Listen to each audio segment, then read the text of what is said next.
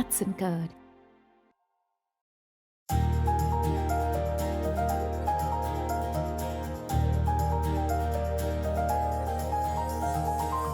இந்த தமிழ் மாநாட்டுக்காக ஒதுக்கி தமிழகம் எங்கும் இருந்து வந்திருக்கக்கூடிய புகழ்பெற்ற முடநீக்கியல் துறை சார்ந்த மருத்துவர்களே, இன்றைக்கு பேச்சாளர்களாக அறிமுகமாகி மேடையில் அமர்ந்திருக்கக்கூடிய மருத்துவர்களே, உங்கள் அத்தனை பேருக்கும் என்னுடைய அன்பான வணக்கத்தை முதலில் தெரிவித்துக் கொள்கிறேன்.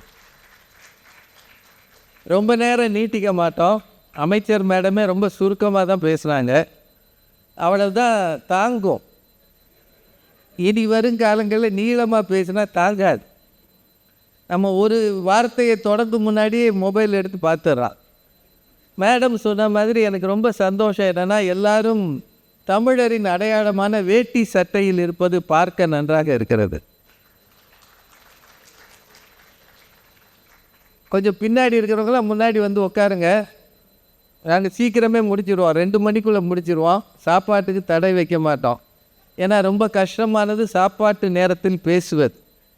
அதனால் நிகழ்ச்சி பிந்தி போனதுனால சீக்கிரம் முடிச்சிடுவோம். இந்த தோற்றம், இந்த உடை பார்க்க அழகாக இருக்கிறது.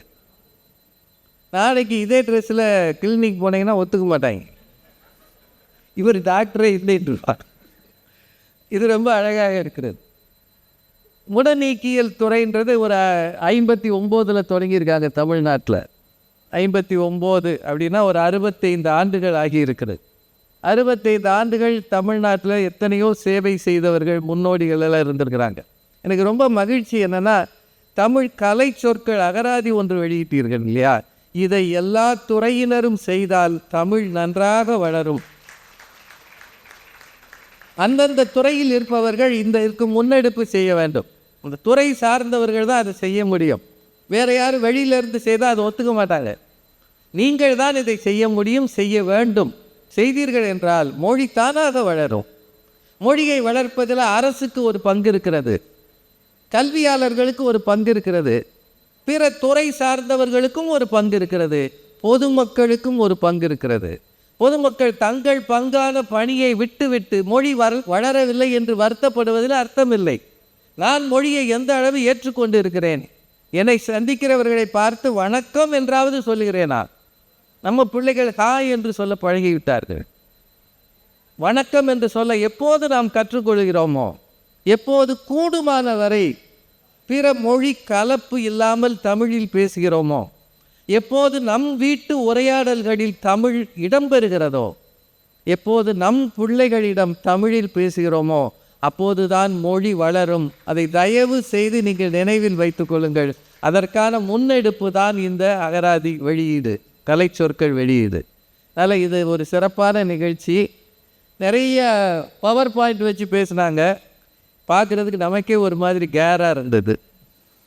அதெல்லாம் பார்க்க நீங்கள்லாம் ரொம்ப பொறுமையாக உட்காந்து கேட்டுக்கிட்டு இருந்தீங்க. கஷ்டப்பட்டு அவங்கெல்லாம் எழுதி கொண்டு வந்து பவர் பாயிண்ட் ரெடி பண்ணி கொண்டாந்து இதுக்கு இன்ன சிகிச்சை, இதுக்கு இன்ன சிகிச்சை, அது தமிழில் வேறு சொற்கள் போட்டு சொல்லியிருந்தாங்க. கொஞ்சம் பேராவது கேட்டீங்க. முழுவதுமே இந்த துறைக்கு சம்மந்தம் இல்லாத ஒரு ஆள் நான் தான். நான் வந்து பரிதாபமாக உட்காந்து இருந்தேன். சார் என்னை ஏன் கூப்பிட்டாங்கன்னு தெரியல. ஏன்னா மருத்துவத்துறை சார்ந்தவர்கள் இருக்க வேண்டிய ஒரு இடம் இது. ஆனால் பட்டிமன்றத்தில் கொஞ்சம் அறிமுகமானதுனால சரி வாங்கன்னு என்னை கூப்பிட்டு வந்துருக்குறாங்க. ஒரு மணி நேரத்துக்குள்ளே ஒரு சின்ன ஆலோசனையை மட்டும் செய்து விடுவோம். அந்தந்த துறையில் 1000 பிரச்சனை இருக்கும். நீங்கள் யாராக வேணாலும் இருக்கலாம். சாதாரண ஆசிரியர் பணியிலிருந்து அமைச்சர் பணி வரைக்கும் எந்த துறையை எடுத்தாலும் ஏதாவது ஒரு பிரச்சனை கூடவே வரும். இந்த பிரச்சனைகளால் இது ஒரு சவால். இதை தாண்டி சந்தோஷம் இருக்கிறதா? இந்த மருத்துவ பணியில் இருப்பது சவால் மட்டும்தானா, சந்தோஷங்களுமா? இதுதான் தலைப்பு. டாக்டருக்கு படிக்கிறது பெரும் சவால். அந்த காலத்துலலாம் ரொம்ப முன்னாடியே படிச்சிருக்கிறாங்கன்னு இப்போ பேசினாங்க. 1926 பிறந்து 29 படித்து 30 படித்து அவங்கெல்லாம் நிம்மதியான மக்கள். ஏன்னா அந்த காலத்தில் இவ்வளவு போட்டித் தேர்வுகள் கிடையாது. படித்தா எப்படி கிடச்சிரும். இப்போ ஒவ்வொரு போட்டித் தேர்வையும் தாண்டி டாக்டருக்கு வர்றதுக்குள்ளே போதும்னு ஆயிடுது. மேல் படிப்பு படிக்கிறதுக்கு போட்டித் தேர்வு இருக்குது. இது சரியாக தப்பான்றது வேறு விவாதம். ஆனால் அந்த துறைக்குள்ளே நுழைவதற்கே பிரச்சனை இருக்கிறது. நுழைந்த பிறகு என்ன செய்வது என்ற 1000 பிரச்சனை இருக்கிறது. இது எல்லாத்தையும் சேர்த்து வைத்து கொண்டு மருத்துவத்துறையில் இன்றைக்கும் ஒரு மருத்துவராக பணியாற்றுவது சவாலே என்று சொல்வதற்கு 2 பேர் வந்திருக்கிறாங்க. இன்றைய சூழ்நிலையில் மருத்துவ பணி சவாலே என்று சொல்வதற்கு டாக்டர் குலாம் மொய்தீன் அவர்கள்.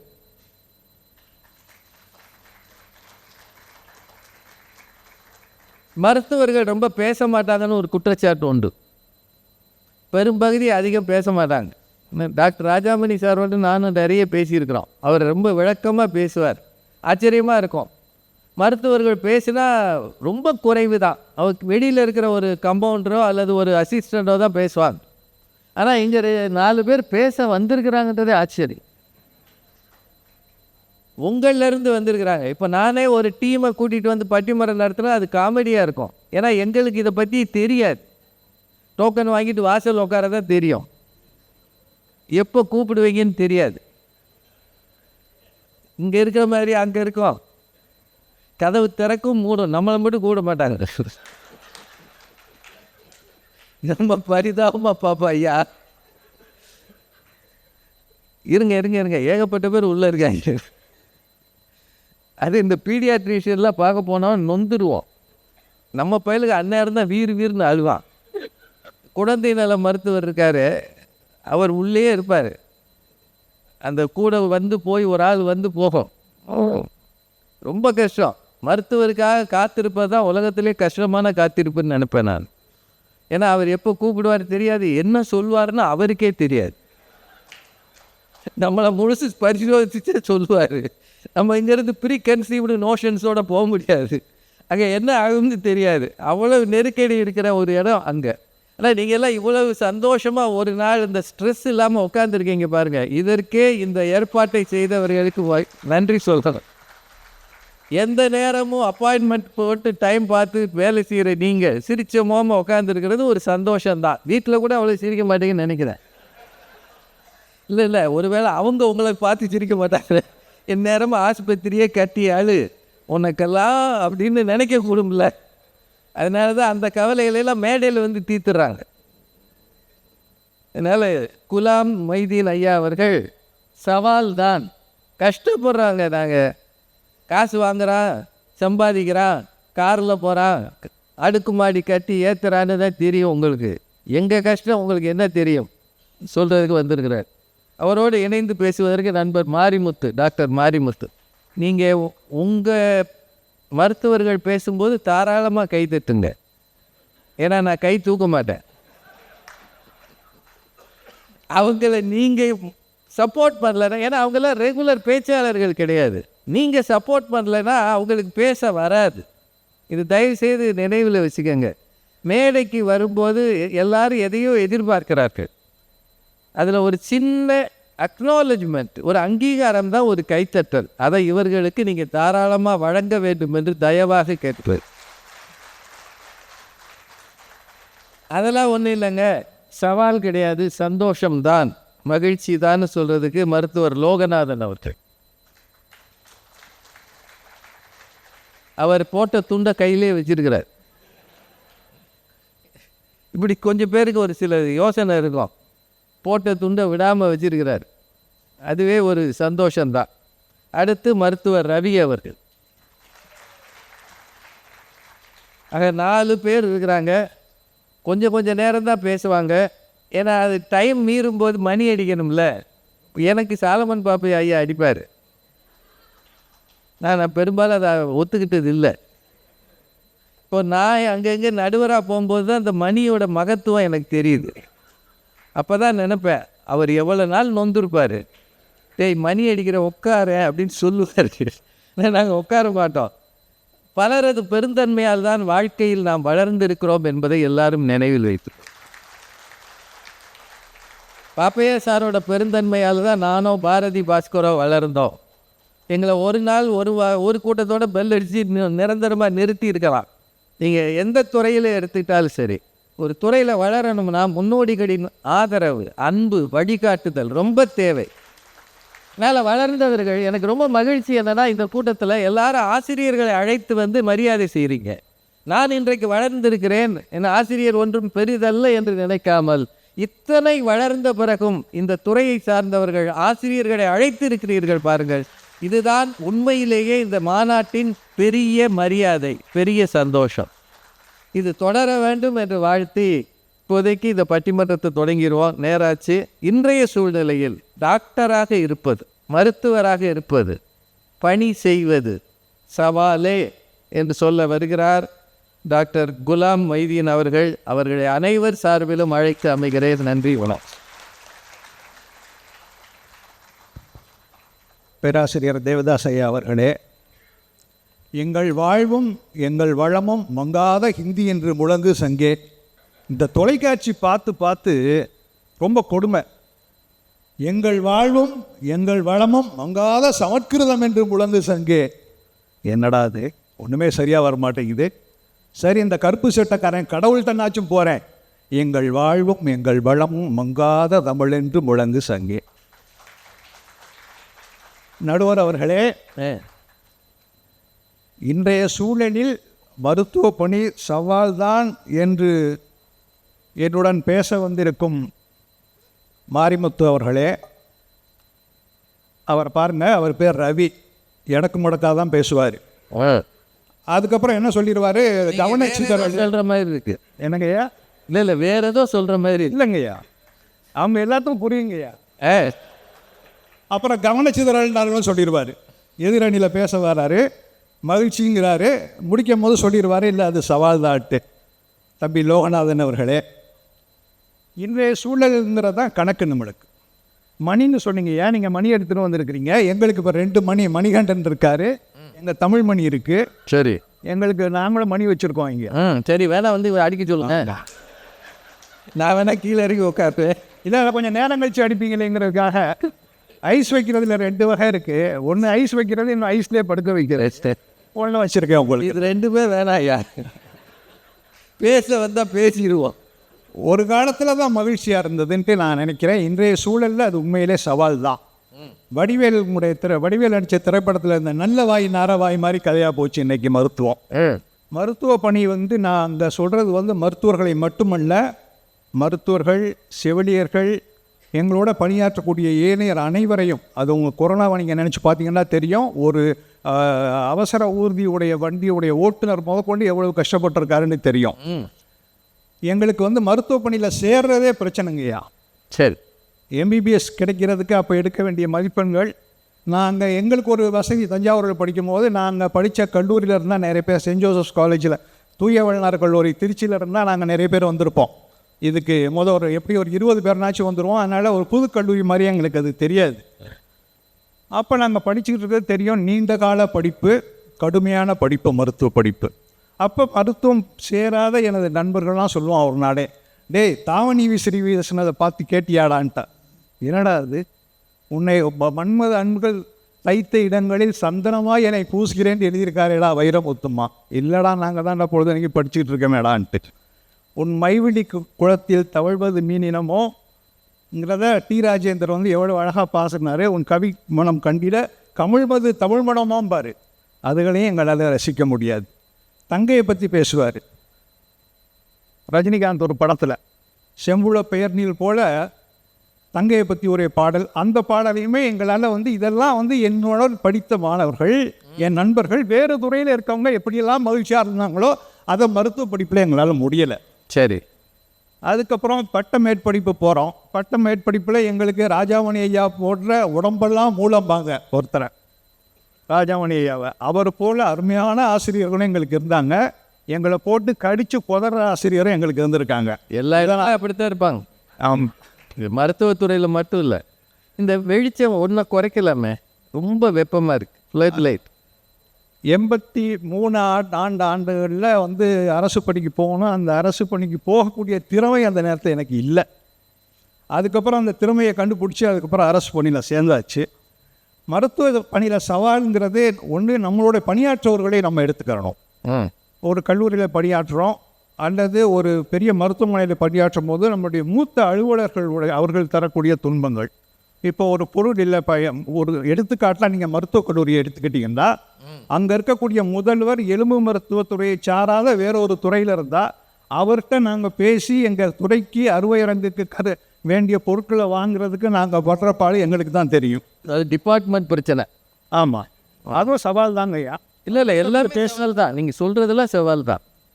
நீங்கள் அதோட நம்மளோட பணியாற்றவங்க நேரம் கழித்து வருவாங்க. அவங்க பணியை நம்ம பார்க்கணும். அரசாங்கத்தில் ஒன்று சொல்லுவானுங்க, வேலை பார்க்குறவனுக்கு வேலையை கொடு, வேலை பார்க்காதவனுக்கு சம்பளத்தை கொடுப்பானுங்க. அந்த மாதிரி அவனுக்கு வேலை பார்க்க மாட்டான், ஆனால் அவன் வேலையை பார்த்துட்டு சம்பளத்தை மட்டும் அவன் வாங்கிக்கிடுவான். அப்புறம் நம்மளுக்கு கீழே வேலை பார்க்குறவங்களையும் நம்ம அவங்க மாடு மேய்ச்சல் இதெல்லாம் மேனேஜ்மெண்ட்டில் சொல்லி கொடுப்பானுங்க. ஐயா நேற்று தான் ஐயா தேர்வு முடிவு வந்தது, நான் MBA தேர்வு அடைஞ்சேங்கய்யா, அதில் சொல்லி கொடுப்பானுங்க எங்களுக்கு, நீ மாடு கூட மேய்ச்சல்லாம் மனுஷனை வைக்கிறது ரொம்ப கஷ்டமானுங்க. அந்த மாதிரி நான் ஒரு முறை நாகப்பட்டினத்தில் பணியாற்றும் போது ஒரு பணியாளரை கடுமையாக பேசிட்டேன். அடுத்த நாள் காலையில் என்னுடைய நெஞ்ச துடிப்புமான ஸ்டெத்தஸ்கோப்பை காணாம், கொண்டு போயிட்டேன். ஆமாம், கொண்டு போகல. காலையில் பார்க்குறேன், பின்னு சொல்லி நாங்கள் புண்ணுக்கு கட்டு போடக்கூடிய ஒரு பாத்திரங்கள்லாம் வச்சுருப்போம், கலங்கள்லாம். அந்த கலனில் பிச்சு போட்டு வச்சுருக்கான். அந்த மாதிரி இப்போ பேராசிரியராக பணியாற்றும் போது அந்த தனியார் கல்லூரியில் என்னுடைய தனியார் கல்லூரியில் பணியாற்றேன். அப்போ இப்போ இருக்க மாணவர்கள் அப்போல்லாம் எங்கள் பேராசிரியர் அறையில் மதுரையில் சுப்பிரமணிய ஐயா அறையில் நான் 2 முறை தான் நுழைஞ்சிருக்கேன். சேர்ற அன்னைக்கு நுழைஞ்சோம், அவர் ஓய்வு பெற அன்னைக்கு அவரை போய் பார்த்தோம். இன்றைக்கி வரும்போதே சார் பெண்மா 8:30 மணிக்கு நம்ம வந்துடணும், அவர் 9 மணிக்கு சார் பெண்ணுன்னு கேட்பான். உங்கள்கிட்ட பேனா கேட்குறான், எங்ககிட்ட பேனா கேட்டு அவன் கழுத்து போடுறேன். பரவாயில்ல, ஒரு 10 பேனா ரெடியாக வச்சுக்கோங்க. அதே மாதிரி பணி ரொம்ப கடுமையான பணி. இந்த பணியில் ரெவ்யூன்னு ஒன்று வைப்பாங்க, அதில் ரொம்ப பாடாப்படுறது ஓஜி மருத்துவர்கள் தான். இப்போ அண்மையில் இப்போ ஒரு சில நாட்களுக்கு முன்னாடி நடந்தது, ஒரு மூத்த மகப்பேறு மருத்துவரை பார்த்து கேட்குறானுங்க, டியூ ஹேவ் எனி பிரெயின்ஸ்னால அவங்களுக்கு பிரெயின் இருந்தால் அதை சத்தியமாக கேட்டுக்க மாட்டாங்க. அப்புறம் do you know how to take treatment, இதெல்லாம் மூத்த மருத்துவர்களை கேட்குறது. இந்த மாதிரி மேலதிகாரிகள்னால புரிஞ்சுக்கிறாத மேலதிகாரிகள் அவர்கள் மருத்துவ பணியிலையும் இருந்திருக்கலாம், அல்லது மருத்துவர் அல்லாத பணியிலையும் அவங்க இருக்கலாம். நோயாளிகளுக்கு நாங்கள் எல்லாமே விளக்கித்தான் சொல்லுவோம். சில நோயுடைய தன்மை உடனே வந்துடுவாங்க, அக்யூட்மோ, சிலது நாட்பட்டு வருவாங்க, க்ரானிக்மோ. அது வரக்கூடியது சில பேருக்கு மென்மையாக தாக்கியிருக்கும், மைல்டு, சிவியராக தாக்கியிருக்கும். இதெல்லாம் சொன்ன பிறகும் நாங்கள் ஐசியூவில் நோயாளியில் மும்முறை கவனிப்பு பகுதியில் வச்சுருக்க நோயாளியை கூட அவன் வெண்டிலேட்டரில் கூட இருப்பான், உயிருக்கு ஒன்றும் ஆபத்து இல்லையே. இது நம்ம எல்லாருமே அதை கேள்விப்பட்டிருக்கோம். அப்புறம் சில நோயாளிக்கு விவரம் சொல்லும்போது அவன் எல்லாம் கேட்பான். 10 நிமிஷம் கேட்டுட்டு எங்கள் மாமாவை கூட்டிகிட்டு பாரும்பான். அவரும் மாமாட்ட 10 நிமிஷம், திரும்ப 10 நிமிஷம் பேசணும். ஆமாம், அதுக்கப்புறம் அவர் பாரு என்னடா, இல்லை சார் மாமாவுக்கு காது கேட்காது சார்பா. இதை முதல்லையே சொல்ல வேண்டியது. அதனால் இப்போல்லாம் நான் என்ன பண்ணிடுறது, உங்கள் ஊர்லேருந்து ஒரு லாரி நிறைய ஜனங்களை இறக்கிட்டு கொண்டாந்துரு, நான் எல்லாருக்கும் ஒரு சிற்றுரை ஆற்றிடுறேன். அதுக்கப்புறம் அவங்க போய் அடுத்த உறவினர்கிட்ட பேருரை ஆற்றிக்கிறோன்னு சொல்லிடுவேன். ஆப்ரேஷனில் எதுவும் காம்ப்ளிகேஷன் இல்லையான்னு கேட்பாங்க. நான் சொல்வேன், எல்லா உலகில் இருக்கிற அனைத்து மருத்துவமனையிலையும் செய்யக்கூடிய அறுவைகளில் இத்தனை விழுக்காடு காம்ப்ளிகேஷன் இருக்குமே. உங்களுக்கு காம்ப்ளிகேஷனே வேணாமா, கவலையே படாத. நான் இருக்கிறதுல 1.25 கிலோமீட்டர் நம்மளுக்கு வேண்டியவர் ஒருத்தர் இருக்காரு. நமச்சிவாய வாழ்க, நாதன் தாழ்வாழ்க, இமை பொழுதும் என் நெஞ்சில் நீங்காதான் தாழ்வாழ்க. பெரிய கோயில் இருக்குது, சிவருமான்னு ஒரு டாக்டர் இருக்காரு, அவர்கிட்ட போய் நீங்கள் அறுவை பண்ணிக்கிட்டீங்கன்னா எந்த காம்ப்ளிகேஷனும் உங்களுக்கு இருக்காதுட்டு. இது எடுத்த உடனே நான் குடும்ப மருத்துவராக தான் வாழ்க்கையை தொடங்கினேன். அப்போ ஒருத்தர் ஒரு பெரியவர் ஆட்டுக்குட்டியை தூக்கிட்டு வராரு. ஏன்னா ஆட்டுக்குட்டிக்கு குளிர் ஜுரம் இருக்குது, நீ மருத்துவம் பாருங்கிறாரு. நான் சொல்கிறேன், நான் ஆட்டுக்குட்டிக்கு பார்க்குறது இல்லையா, நான் மனிதருக்கு தான் பார்க்குறேன்ட்டு. அப்போ அவர் சொல்கிறாரு, மனுஷனுக்கு பார்க்குறேன், ஆட்டுக்குட்டிக்கு பார்க்க மாட்டியா? அதுக்கே பார்க்குறேன், இதுக்கு பார்க்க முடியாத. இது நோயாளிகள்னால ஏற்பட்டது. அதுக்கப்புறம் இப்போ உலகத்தையே மிகப்பெரிய பல்கலைக்கழகம் கூகுள் பல்கலைக்கழகம். இவங்களை எங்களால் தாங்க முடியலை. கூகுள் பல்கலைக்கழகத்தில் படிச்சுட்டு வரவங்கள நான் திடீர்னு என் மருத்துவமனையில் நான் உட்காந்துருக்க இடத்துல, ஐயா நீங்கள் சொல்லி பேச்சு கேட்காத மாதிரி நானும் இப்போ சொல்லி பேச்சு கேட்கல. திடீர்னு டமான்னு ஒரு சத்தம் கேட்கும், எனது பணிப்பெண் உள்ளே வராது. அதுக்கு தெரியும் நான் நோயாளியுடைய காலை பிடிச்சிக்கிட்டு இருப்பேன். ஏன்னு கேட்டிங்கன்னா, ஒரு காலத்தில் கடவுள் காலில் விழுந்தோம், அப்புறம் பெற்றோர்கள் காலில் விழுந்தோம், ஆசிரியர் காலில் விழுந்தோம். இப்போ கூகுள் படித்து வரவங்க இறுக்கி பிடிச்சிக்குவேன் கதை வரைக்கும். ஐயோ விட்டுங்க சார்மா, கூகுள்லே காசை போட்டு கூகுள்லே கேட்டுக்கடாக்க நான். சரி. அது நிறைவாக நான் நேரமாயிட்டதுனால நான் நிறைவாக சொல்ல வரேன். இதுக்கடையில் மாணவர் இது மது அருந்து விட்டு வந்து நோயாளிகளை தாக்கக்கூடியதான் மார்க்கெட்டிங் பேசுகிறாங்க. அதெல்லாம் நான் விட்டேன். நிறைவாக இந்த சமூகம் எங்களுக்கு என்ன சொல்லுது? சமூகத்தில் வந்து நீங்கள் எப்போவுமே கேட்டு பாருங்கள், ஒரு கல்யாண வீட்டிலலாம் டாக்டர் பணம் பொருட்கள் சொல்லுவாங்க. பணம் வாங்கினார் இந்த இதுக்காக சொல்ல மாட்டான். ஏன்னு சொன்னால் அவன் வந்து எதிர்பார்க்குறது 5 ஸ்டார் கம்ஃபர்ட்டை, ஆனால் கொடுக்க விரும்பாதது பணம். அந்த இடத்துக்கு எவ்வளோ காசாக இருக்கும், கட்டுறதுக்கு எவ்வளோ காசாக இருக்கும், பொருளுக்கு எவ்வளோ காசாக இருக்கும், திறமையான மருத்துவர்கள் பணியில் அமர்த்த எவ்வளோ காசாக இருக்கும், இதெல்லாம் கலெக்ட் பண்ண மாட்டான். அவனுக்கு இலவசமாக வேணும். நிறைவாக இந்த சவால்களை சமாளிக்க நோயாளிகள் தெரிந்து கொள்ள வேண்டியது மருத்துவர்கள் இறைவன் அல்ல. அதற்கு தான் வந்து நோயாளிகளுடைய பேசக்கூடிய தன்மைகளுக்கு நம்ம மருத்துவர்கள் பார்த்து நிறைய நேரத்தை அவங்க செலவழிக்கணும். நெல்லை இந்த வாய்ப்பை எனக்கு தந்த நெல்லை மன்றத்திற்கும் ஏற்பாட்டாளர் மாயபுத்துவிற்கும் சங்கத் தலைவர் முகமது இஸ்மாயில் பேராசிரியர் அவர்களுக்கும் செயலாளர் நாராயணன் அவர்களுக்கும் இந்த தமிழ் மாநாடு நடத்துவதற்கு ஒரு வித்து ஒருத்தர் இருக்கார், சிங்கார வடிவேல்னு பேர். அவருடைய எண்ணங்கள் தான் இங்கே முழுமையாக செயல்படுத்தப்பட்டது. ஐயா நடுவர் அவர்களே, நீங்கள் நல்ல தீர்ப்பை சொல்வீங்கன்னு எனக்கு தெரியும். ஏன்னு சொன்னால் 2002 ஜெர்மனி தமிழ் சங்கத்தில் நடந்த தமிழ் வளருமா தளருமால என் பையன் பேசியிருக்கான். நீங்கள் அவனுக்கு சரியான தீர்ப்பை நீங்கள் கொடுத்துருக்குறீங்க. சரி, அதனால் அவங்க சரியான தீர்ப்பை கொடுப்பான்னு நான் நன்றி பாராட்டி விடைபெறுகிறேன். அருமை. டாக்டர் குலாம் மொய்தீன் அவர்கள் ஒரு பேச்சாளராக தன்னை நிறுவ பார்த்திருக்கிறார். ஆனால் நீங்கள் பேச வர்றது ஒன்றும் எளிமை இல்லை, வார்த்தைகள் சரளமாக வராது. நீங்கள் எல்லாம் டெக்னிக்கல் மெடிக்கல் டேர்ம்ஸ் வச்சே பழகிட்டீங்க. ஆனாலும் அவர் வந்த உடனேயே ஒரு சின்ன அரசியல் சாயத்தோடு அவர் பேச ஆரம்பித்தார். சமீபத்திய நிகழ்வுகள் அவரை ரொம்ப பாதிச்சிருக்கு. அதனால் அதை தொடங்கி எத்தனை பிரச்சனை இருக்குது நமக்கு. படிக்கிறது பிரச்சனை, இடம் பிடிக்கிறது பிரச்சனை, மேலதிகாரிகளோட பழகிறது பிரச்சனை, இன்றைக்கி தேதிக்கு வந்து சேர்றவனோட இயங்கிறது பிரச்சனை. அவன் இவர்கிட்ட வந்து பேனா கேட்குறான். இவர் காலத்தில் சீனியரை பார்க்குறதுக்கே பயன்தான். ஆனால் இன்றைக்கி இருக்கிற பயலுக எல்லாரையும் ஹாய் ஹாயின்ட்டு வர்றான். படுமோசமாக இருக்காங்க, எதுவும் சொல்ல முடியலை. இது எல்லாத்த விட பிரச்சனை என்னென்னா, கூகுள் பார்த்துட்டு வர்ற பேஷண்ட் இப்போ நீங்கள் எந்த மாத்திரை சார் போட போகிறீங்கன்றா, எனக்கு என்ன மருந்து போட போகிறீங்கன்றா, என்ன மாத்திரை எழுதியிருக்கீங்க, எழுதினோடனே இதனோட சைடு எஃபெக்ட் என்னன்னு எழுதி பார்க்குறான். அவன் ஏற்கனவே மனப்பாடம் பண்ணிட்டு வந்திருக்கான். அவன் இவருக்கு மேலே படிச்சிருக்கான். எதை? கூகுளை. உண்மையிலேயே கூகுள் வந்த பிறகு மருத்துவம்ன்றது மிக மிக நெருக்கடியாக இருக்கிறது. நீங்கள் அட்மினிஸ்டர் பண்ணுற எல்லா வகையான ட்ரக்ஸுக்கும் ப்ளஸ் அண்ட் மைனஸ் அவன் பார்த்துட்றான். அவன் பார்க்காட்டி அவன் வீட்டில் இருக்கிறாள் பார்த்துட்டு வந்து எங்கள் அப்பாவுக்கு ஏன் இதை போட்டிங்க, இதை போட்டதுனால தான் அவருக்கு இப்படி ஆச்சுன்னு அவன் ஆரம்பிச்சிடுறான். இது எல்லாத்துக்கும் மேலே ஊடகம்னு ஒன்று இருக்குது. ஏன் ரொம்ப ஸ்லோவாக வரீங்க? ஊடகம்னா ஒரு பயன்தான். சோஷியல் மீடியாவில் யாரை பற்றி எதுவும் சொல்லலாம். அந்த ரைட்ஸ் வந்து இப்போ இந்தியா சுதந்திர நாடுலாம் நாங்கள் படிக்கிற காலத்தில் நம்பினவே இல்லை. ஏன்னா நாங்களாம் அப்பாட்ட அடி வாங்கினோம், வாத்தியார்கிட்ட அடி வாங்கினோம். தெருவில் போனால் யாராவது பெரிய ஆள் போனால் என்னடா சிரிக்கிற போடான்னுவாங்க. பெரிய ஆளுங்க சும்மா நம்ம சிரிச்சோம்னா, ஏன்டா நீ எல்லாம் ஒரு இளவட்ட போய் இப்படி சிரிக்கிற, என்னத்தான் நீ எல்லாம் வழங்க போகிற, அப்படியெல்லாம் பொதுமக்கள் திட்டுவாங்க.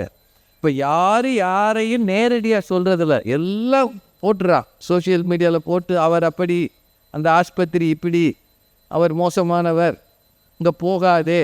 ஒருத்தரை பிடிக்கலைன்னா கதை கட்டுறதுக்கு தயாராக இருக்கிறாங்க. இருக்கா இல்லையாங்க? இத்தனைக்கும் மத்தியில் நான் டாக்டராக இருக்கிறதே பெரும் தொந்தரவு அப்படின்னு ரொம்ப நல்லா பேசியிருக்கிறார். அவருக்கு எல்லார் சார்பாகவும் வாழ்த்துக்கு.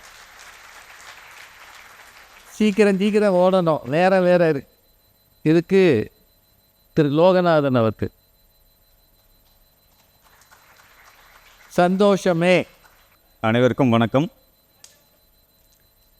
முதலாவதாக குலாமையா அவர்களுக்கு வணக்கம். அனைவருக்கும்னா அதில் அவரும் தானே. நண்பர் ரவி அவர்களே, நண்பர் மாரிமுத்து அவர்களே அப்படின்னு சொன்னாலும் இப்போ யாரும் நம்மளை யூத்தாக எடுத்துக்கிறது இல்லை. மாரிமுத்து ப்ரோ அவர்களே, ரவி ப்ரோ அவர்களே அப்படின்னா தான் யூத்தாக எடுத்துக்கிறாங்க. புரோ ராஜா சார், புரோ அவர்களே. என்ன இவ்வளவு வந்துருச்சு, நீ அதையும் சொல்லுவ. 1993 கேபிள் டிவின்னு ஒன்று எப்போ வந்துச்சோ, அது எப்போ தமிழ்நாட்டு கிராமங்களுக்குலாம் ஊடுருச்சோ, அப்போ இருந்து தமிழ்நாட்டு பட்டிமன்றங்களில் சூப்பர் ஸ்டார்னா ராஜா சார் தான். சார், இந்த நடுவர் அவர்களேன்னு நீங்கள்லாம் பட்டிமன்றத்தில் பேசி ஒரு தடவை சொல்லுவேன். அது வந்து ரொம்ப டிஸ்டன்ஸாக இருக்குது. ராஜா சார் சொல்லிக்கலாமா? என்ன வேணாலும் சொல்லுங்க, போடா வாடான்னு கூட சொல்லலாம். சார், அந்த சூப்பர் ஸ்டாருக்கு இந்த சூப்பர் ஸ்டாருக்கு 2 ஒற்றுமை இருக்குது சார். ஒன்று, அவருக்கு அப்போ முடி நிறையா இருந்தது, எனக்கு இப்போ இல்லை. 2வது, அவருக்கு ஸ்ரேயானா பிடிக்கும். சார், இப்போ ஸ்ரேயாவுக்கு என்ன யாருன்னே தெரியாது. ஏர்போர்ட்டில் பார்த்து அது திருப்பிக்கிட்டு போயிடுச்சு. நான் தான் உங்கள் அப்பான்னு சொல்ல முடியுமா பணத்தில்? சார், ஒவ்வொரு தீபாவளி பொங்கல் கூட உங்களுக்கு இல்லாமல் கொண்டாடுறதே இல்லை சார். அந்த 20-25 வருஷமா எங்கேயாவது வெளியே போனால் கூட ராஜா சார் பேசுறதுக்குள்ள வந்துடு அப்படின்னு உங்கள் வீட்டில் அம்மா. அந்தளவுக்கு நீங்கள் வந்து அவ்வளோ பாப்புலரான ஆளும் உங்கள் முன்னாடி பேசுறது பெருமையாக இருக்கணும். ஆனால் இவங்க சொன்ன மாதிரி நிஜமாகவே மருத்துவ ப்ராக்டிஸ் ரொம்ப துயரமான ஒரு விஷயம் தான் சார். நீங்கள் பழைய கே பாலச்சந்தர் படம்லாம் பார்த்துருப்பீங்க. சுஜாதா இருப்பாங்க, ஹீரோயின் அழகாக இருப்பாங்க. விஜயகுமார் போய் நான் லவ் பண்ணுறேன்னு சொல்லுவேன் அப்படி. சுஜாதா சொல்லுவா அப்படி, வேண்டாம். ஏன்? எங்கள் அப்பாவுக்கு பக்கவாதம், பரவாயில்ல. அம்மாவுக்கு டிபி, பரவாயில்ல. அக்கா வீட்டுக்காரனோடு தனியாக வந்து வீட்டில் இருக்குது, பரவாயில்ல. அண்ணன் வந்து குடிச்சிட்டு வெளியே பாட்டு பாடியிருக்கான், பாரு சத்தம் கேட்கும், பாரு தெய்வம் தந்த வெளியே சத்தம் கேட்குதா, அது எங்கள் அண்ணன் தான். தம்பிக்கு வந்து கையால் வராது. இத்தனை துயரங்களை வச்சுட்டும் அவன் வந்து சுஜாதா லவ் பண்ண போவான். ஸோ அந்த மாதிரியான நிலையில் நாங்கள் இருக்கிறோம். அது மட்டும் இல்லை, எம்பிபிஎஸ் முடிச்சுட்டு வெளியே வந்தோடனே கேட்குறவங்களாம், ஏன்னா வெரி எம்பிபிஎஸ்ஸாடா அப்படின்னு நண்பர்களே கேட்பானுங்க. என்ன படிச்சிருக்கேன்? எம்பிபிஎஸ். வெரி எம்பிபிஎஸ்ஸா? கரெக்டானா சார்? சார், நான் இவங்க பக்கம் பேசுகிறேண்ணா. சரி சார், சரி சார். அப்புறம் ப்ராக்டிஸ் முடிச்சுட்டு, சரி எம்பிபிஎஸ் முடிச்சு கொஞ்ச நாள் படித்து பிஜி வாங்கிட்டு ப்ராக்டிஸ் உட்கார வந்தோன்னு வைங்களேன், ஃப்ரெண்ட்ஸ்லாம் சொல்லுவானுங்க, என்னடா கண்டவங்களாம் பிஜி முடிச்சுட்டு வந்துட்டான், சைக்கிள் கடை தரமாக ஊரெல்லாம் கிளினிக் இருக்குன்னு எல்லாம் என்னடா பண்ண போகிறோம், டிஸ்கரேஜ் பண்ணுவானுங்க சார். அது வந்து அதில் கொடூரமான விஷயம் என்ன தெரியுமா? ப்ராக்டிஸ் இல்லாமல் கிளினிக் வச்சு உட்காந்துருக்கிறது. நல்லா உட்காந்துருக்கேன் சார் ஒரு 6 மாதம். நான் ஒரு ரிசப்ஷனிஸ்ட்டு, காலை 8:30 மணிக்கு வந்துடுவேன் சார், நைட் 8:30 மணிக்கு உட்காந்துருப்பேன், எவனும் வர மாட்டான். ஒரு நாள் பார்க்குறேன், அட்ரஸ் கேட்டு கூட ஆள் வரல. யார் வரல சார். ஒரு நாள் பார்க்குறேன், கிளினிக் 2 பேர் வந்து உட்காந்துருக்கானுங்க. நான் ரிசப்ஷனிஸ்ட் கூப்பிட்டு, அம்மா 2 பேர் வந்து ஓபி வந்துருக்க உள்ளே கூப்பிட்டு அப்படிங்கிறேன். இல்லை சார், தினத்தந்தி வாங்கி போட்டிருக்குங்களா, அதை பார்த்து படிக்கிறதுக்காக பக்கத்து கடையில் வந்திருக்கானுங்கண்ணா. தினத்தந்தி படிக்க வந்திருக்காங்க சார். அந்த மாதிரி சார், ப்ராக்டிஸ் இல்லைன்னா பயங்கரமான கொடுமை சார். ப்ராக்டிஸ் இருந்துச்சுன்னு வைங்க, அது அதை விட கொடுமை. நீங்கள் தூங்க முடியாது, நிற்க முடியாது, ஒரு விசேஷத்துக்கு போக முடியாது, ஒரு நல்லது கிடத்துக்கு போக முடியாது. என்ன, வீட்டுக்கு வரும்போது பசங்களை தூங்கியிருப்பாங்க, நீங்கள் எந்திரிக்கும் போது பசங்களாம் ஸ்கூலுக்கு போயிருப்பாங்க. சார், நான் அவங்க பக்கம் பேசுகிறேன்னா சார்? இல்லை, நீங்கள் ஏதாவது ஒன்று பேசி முடிங்க, 10 நிமிஷம். அடிக்கடி என்கிட்ட கேட்டிங்கன்னா நான் குழம்பி போயிடுவேன் சார். அதை விட கொடுமை என்ன தெரியுவாங்க சார், நீங்கள் இவ்வளோ பிஸியாக இருந்தீங்கன்னா திடீர்னு சொல்லுவானுங்க, மாப்பிள்ளை தெரியுமா, பக்கத்தில் டாக்டர் இருந்தார்ல, அவருக்கு 3 ஸ்டென்ட் வச்சுருக்கானுங்க அப்படிம்பானுங்க. அதை விட கொடுமை, அவர் இருக்கார்ல, மூளை நரம்பு வெடித்து பக்கவாதம் வந்துருச்சு அம்மான்னு சொல்லுவானுங்க. அவ்வளோ பரபரப்பாக இருக்கிறதையும் பிரச்சனை, ப்ராக்டிஸ் இல்லாமல் உட்கார்ந்தாலும் பிரச்சனை, ஆள் இல்லைனாலும் பிரச்சனை. அவ்வளோதான் சார். அப்படி இருக்கிற அந்த வாழ்க்கை சார், அந்த டாக்டர் வாழ்க்கை, இன்னும் அவங்க தான் நான் பேசிகிட்டு இருக்கிறேன். ஆனால் எனக்கு என்னவோ அந்த லைன்லேயே போகுதுன்னு தோணுச்சு. ஆனால் இதுக்கு எல்லாத்துக்கும் தீர்வா எங்கள் காலத்தால் அழிக்க முடியாத கண்ணதாசன் பேசியிருக்கான். வாழ்க்கை என்றால் 1000 இருக்கும், வாசல் தோறும் வேதனை இருக்கும், வந்த துன்பம் எதுவென்றாலும் வாடி நின்றால் ஓடுவதில்லை. சார், சந்தோஷம் என்ன சார்? சந்தோஷம் அப்படின்னு என்ன? சந்தோஷம் ஊருக்கு ஊர் மாறுது. அமெரிக்காவில் ஒரு டிரைவிங் லைசன்ஸ் எடுத்துட்டா சந்தோஷம், நம்ம ஊரில் காரை ஒரு இடத்துல நல்லா பார்க் பண்ணிட்டாலே சந்தோஷம். சந்தோஷம் வயசுக்கு வயசு மாறுபடுது. சின்ன குழந்தையாக இருக்கும்போது பெட்டில் நீங்கள் யூரின் போலிங்கன்னா சந்தோஷம், பெரிய ஆள் ஆனதுக்கப்புறம் அவன் காலையில் யூரின் போனீங்கன்னா சந்தோஷம். சந்தோஷம் தொழிலுக்கு தொழில் மாறுபடுது. ஒரு கடைக்காரன் தான் வைங்க, காலையிலேருந்து சாயங்காலம் வரைக்கும் அவனுக்கு பொருள் விற்று அவன் கல்லாப்படி நிரப்பிட்டு தான் அவளுக்கு சந்தோஷம். ஆனால் மருத்துவத்துறையில் நீங்கள் யோசிச்சு பாருங்கள், காலையிலேருந்து சாயங்காலம் வரைக்கும் பேஷண்ட்டையே பார்த்துட்டு இருக்கீங்க, நைட் ஃபுல்லாக சர்ஜரியே பண்ணிகிட்டு இருக்கீங்க. அது சந்தோஷத்தை கூட நீங்கள் நினைக்கிறீங்களா? ஏன்னா மருத்துவத்துறையின் சந்தோஷங்கள்லாம் வேறு, அவன் அளவுகள் வேறு, அளவீடுகள் வேறு, அழகுகள்லாம் வேறு. மருத்துவம் அப்படிங்கிறது வந்து சார், டாக்டர் அப்படிங்கிற சொல்லுக்கு ஒரு பொருள் என்னென்னா டீச்சர் அப்படின்னு பேர். ஒரு ஆசிரியனுக்கு என்ன சந்தோஷம்? நான் 5000 பேருக்கு சொல்லிக் கொடுக்குறேன் அப்படிங்கிற சந்தோஷமா? நான் பெரம்பெடுத்து அத்தனை பேர் முட்டி போடுவாங்க சந்தோஷமா? இன்டர்வல் மார்க்கை சுழிச்சு விட்ருவோம் அப்படிங்கிற சந்தோஷமா? அப்படிலாம் கிடையாது. அவன் எத்தனை பேரை வந்த நிலையிலிருந்து பெரிய நிலைக்கு உயர்த்தியிருக்கான் அப்படிங்கிறத வாதியரோட சந்தோஷம்.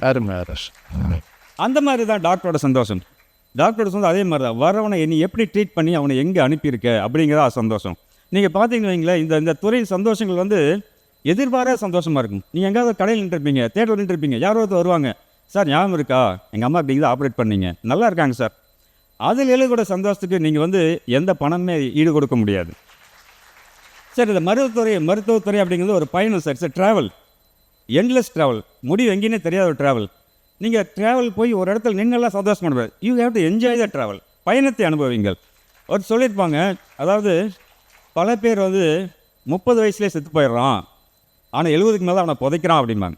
Many people die at the age of 30 but they are buried after 70s அப்படிம்பாங்க. நடைப்பெண்ணங்களாக தான் பல பேர் வாழ்ந்துட்டு இருக்கோம். அது கிடையாது என்ஜாய் த ட்ராவல் அப்படிங்கிறத. சார் ஒரு ஒரு ஒரு சில உதாரணங்கள் சொல்கிறேன். பருவாச்சி அப்படின்னு எங்கள் ஊர் பக்கத்தில் ஒரு சின்ன ஊர் இருக்குது சார். அந்த ஊரில் ஒரு கோயில் கட்டிகிட்டு இருக்கானுங்க. கோயில் மேலே வேலை செய்யும்போது ஒருத்தர் கீழே விழுந்துட்டான். அவனுக்கு கால் டிபியா எலும்பு ஃப்ராக்சர். தூக்கிட்டு வராங்க.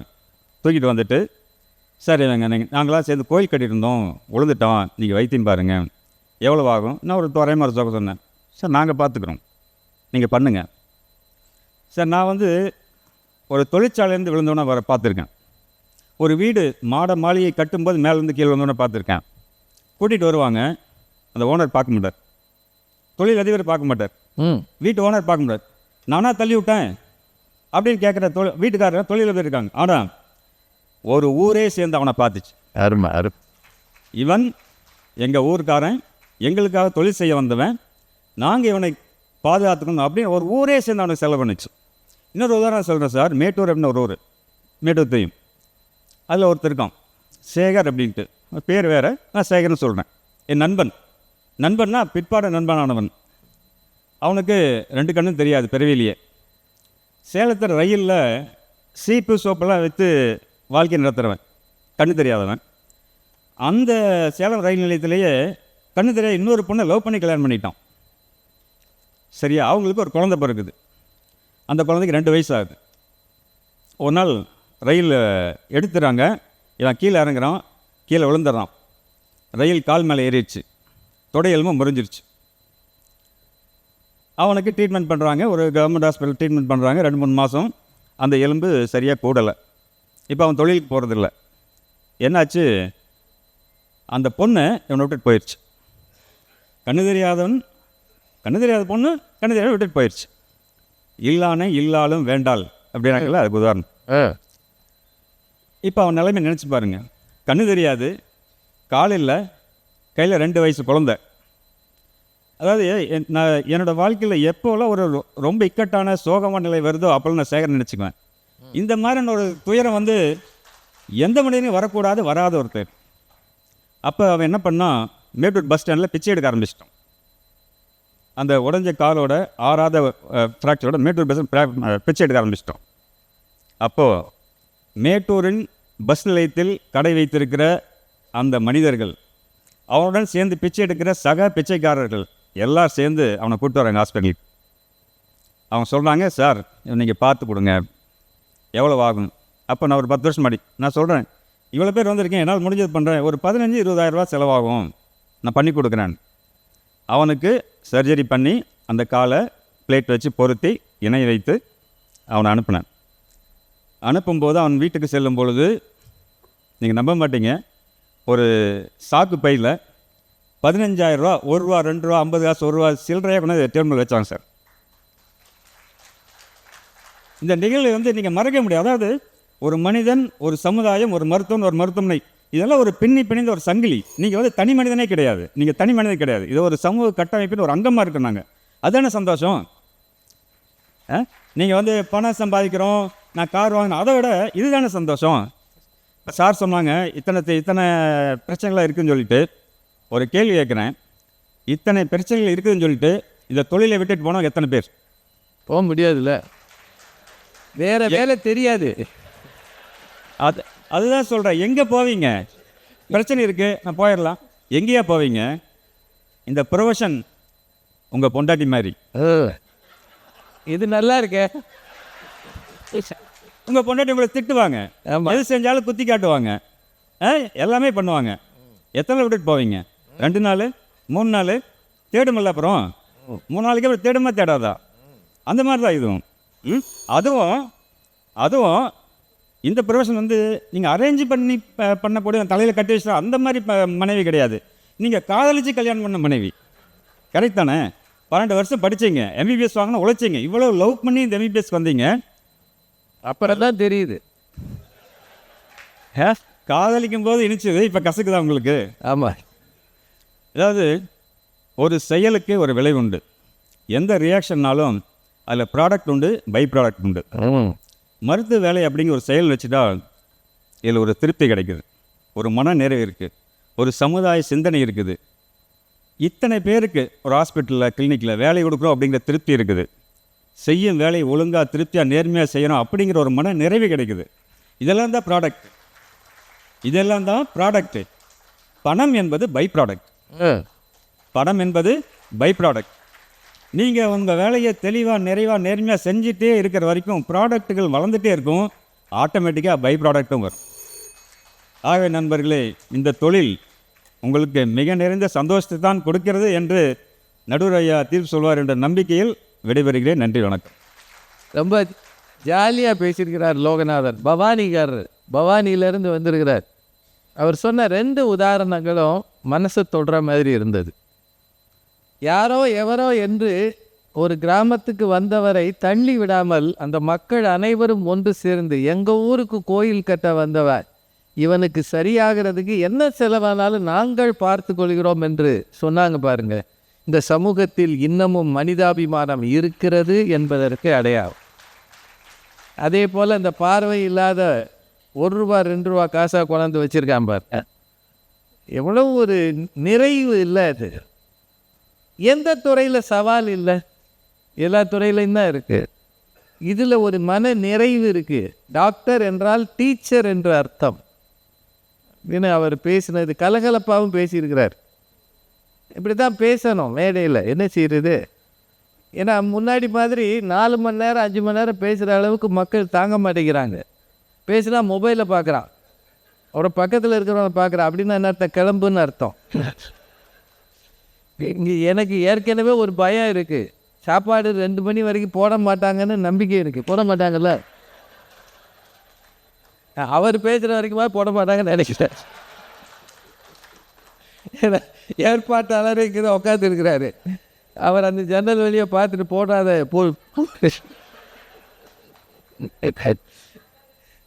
ரொம்ப கஷ்டம்தான் அது.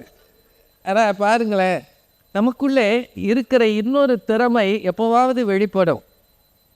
இந்த 2 பேருமே ஒரு மேடை கிடைத்ததும் வித்தியாசமாக பேசுகிறாங்க. இன்றைக்கி மேடையில் பேசுகிற எல்லாரையுமே நான் கவனித்தேன். தலைவர் அவர்கள் சரி, அவர் நாராயணன் சார் சரி, பேசும்போது ரொம்ப சுருக்கமாக, அது தலைவர் நிறைய பாரதியை கோட் பண்ணார். ரொம்ப சந்தோஷமாக இருந்தது. மகாகவி பாரதியை சென்றிடுவீர் 8 திக்கும் கலை செல்வங்கள் யாவும் கொணர்ந்திங்கு சேர்ப்பீர்ன்ற வரியை கொண்டு வந்து சொன்னார். இதெல்லாம் மருத்துவர்கள்ட்ட இருந்து கிடைக்கிறது சந்தோஷமான விஷயம். ஏன்னா உங்கள் வேலை இது இல்லை.